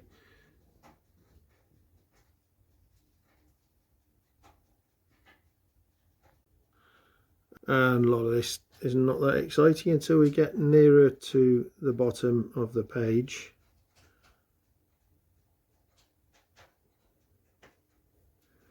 And I asked her, Caroline, if she told Roshan that she sleeps with me when she's been over here. And she said, yeah. And I said, you did? And she says, yeah. And I asked, what did he say? So, something's a little bit awry, isn't it? And as I think I've mentioned, I've heard Caroline talking to Roshan on the telephone, all sort of lovey-dovey and pretending nothing strange is happening, putting me down. Not massively, I have to say, just mildly, just sort of oblique references that says, she sort of has to put up me, this sort of thing. But it's complete lies, of course. She's sleeping with me again and again and again, and blackmailing me to sleep with me on pain of not seeing Harry, using all kinds of emotional blackmail, using lies, manipulation, coercion, sexuality, anything and everything you like, as she did in England during the non-molestation order. And I told him to his face, Roshan, during one visit, calmly and quietly, I said, look, Caroline is luring you, mate. She's cheating you. And this is what's really going on. She's been lying to you for years because this, and this. And he just got very, very angry and became aggressive. And I was perfectly reasonable. And, I was trying to calm things down, not to stir up any trouble. I was doing it in a careful way and saying, look, what I'm after is looking after Harry properly, and for Harry to be able to see me and his brothers and his family, and for things to move on from there. If you want to live with her, that's your lookout, mate. But, I'm not trying to stir up trouble. I'm trying to look after my son. And there she's, there's more stuff about Roshan controlling Caroline. And she admits that Roshan is preventing communication between myself and my son. Yet Roshan was appointed by the courts to be supposedly someone who facilitated that. How ridiculous are the courts? I mean, how far does it have to go? Come on. So the transcript of that conversation, which I've just shown to you, has been supplied to the police in England. But as has photographs, witness statements, copies of text conversations ad nauseam, the whole lot. Over the years, I've sent them emails, I've sent them letters, I've been there in person to try to report crime after crime after crime, and they refuse to give me an incident number, a report number. I've been there on my own, I've been there with a witness. What more can I do? There is nothing at any point in this entire awful situation that makes me think the police have looked into Caroline at any point whatsoever. Not questioned her, not looked at evidence. I'm not saying they haven't, but nothing that leads me to think that. And it's normal to tell someone when an investigation is underway. Not that any of my evidence was needed, actually, because, as I mentioned earlier, Caroline's signed statement to police was at odds with, and in at least one point, absolutely contrary to her sworn statement in civil court. Ergo, the police know she's lying. There's 100% proof for the courts she is lying. And on top of that, the information I have was massive. I mean, but nobody was ever interested. So my point is, if you, again, I must say, if you're a manipulator, manipulatrice, if you're a woman who wants to abuse the court system, do so. Lie as much as you want, even lie in front of the police, as Caroline did, or abuse a child in front of the police. Lie and keep going and have a laugh at the courts, because they are so crap. And the thing is, even if they are crap, social services are crap, the police are crap, there's ineptitude, there's sexism, there's bias, there's a lack of interest. God knows what actually goes through their minds. But even if one of those organisations were to sort themselves out, the others are so failing and so lacking that I don't think it will make any difference anyway. In essence, they all need to be just pretty much scrapped and started again. Certainly, if it has anything to do with care for children and family courts. Just, there's nothing to stop anyone lying, and that's crazy. People think we live in a democracy, that we have a court system, and that we have people who are competent in the courts. We haven't. It's a joke. There aren't any more words, but I think my point is obvious. And there is a rather cynical expression which abounds these days, is follow the money. And of course, so much money is being bounced about with these accusations and games abusing the civil court, that I would find it very surprising if money is not paid by solicitors companies to social workers to get a particular outcome, so they look as though they're case winners and get more business. It may even extend to the police. Now, I've no evidence for this. I'm not saying it does. I'm saying I would find it very hard to believe that it is not the case. And of course, these words are, when I say, look, just lie and lie, abuse the courts, these words are said in irony. I hope this is obvious. I don't want anyone to, but it's just all too easy. This is a letter from my lovely friend Daniel, now deceased sadly, which tells quite a bit about Caroline's attitude. Daniel knew us both very well, stayed with me for quite long periods, with us in England, and with myself when I was down at his house overseas. And he saw through Caroline, and I wasn't really prepared to believe it. And the thing is, why? Why did she do what she did? It was also selfish and pointless, really. There wasn't a good reason for it. Because as most people say, if you're going to be a thief or a violent or extort money, you've got to have a reason for nastiness normally. But that was the thing with Caroline. There was no seeming reason or rhyme to it. It was just gratuitous. Looking back, it was just absolutely horrendous. And this is signed by his wife, Manuela, too. Very lovely lady who came across and stayed with us very occasionally. And a letter here from my partner for the past 12 years. Now we're apart, so she's nothing to gain from this. But this tells a lot of what was going on, actually. Absolute manipulation and nastiness, just using our son to the nth degree. Absolute sheer, utter, gratuitous nastiness, year after year after year.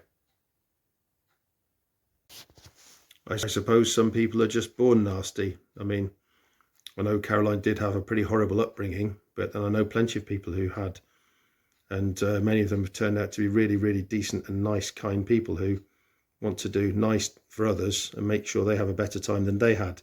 So I don't really see it as an excuse for abysmal and bullying behaviour, but even worse, using your own child. That's beyond imagination. Here is poor little Miss Innocent herself. Whoops, I got my t-shirt wet. This is at Tim Smith's house. Her parents letting her travel across Europe on his motorcycle to stay with him in full knowledge of what had gone on, what he'd done. And her trying to start a relationship with me, and they're sponsoring it and supporting it in every possible way. Her mother used to flirt with me, and her father used to pay for her tickets for her to come here to see me on his credit cards. And then years later, they're making accusations. Well, the thing is, when she's having an affair, and had several apparently. We had a nice house together, and we had a nice, lovely son together, and everything was fine in life. And I finally find out what sort of person she is.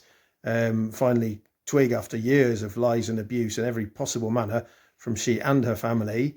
And it's all absolutely provable as bullshit from start to finish. It was so blasé, it was ridiculous. But the courts won't look into it. The police won't even issue a report number, which I find disgusting. But the most disgusting thing of all is that the courts see fit to, and social services, to see children hurt. I mean, really see their lives torn apart. Not just parents separating, but being forbidden to see a parent. Much worse than that, seeing someone deliberately and even years later manipulating a small child. And as he grows up, and manipulating other children too. I mean, deliberate psychological destruction by someone hell-bent on some form of nastiness for some reason that I cannot fathom. I mean, this has to be narcissism or a pure psychopath. I can't get my head around it. I've never set out to hurt anyone. This is evil incarnate, and the courts are sponsoring it. That there is no other expression for it.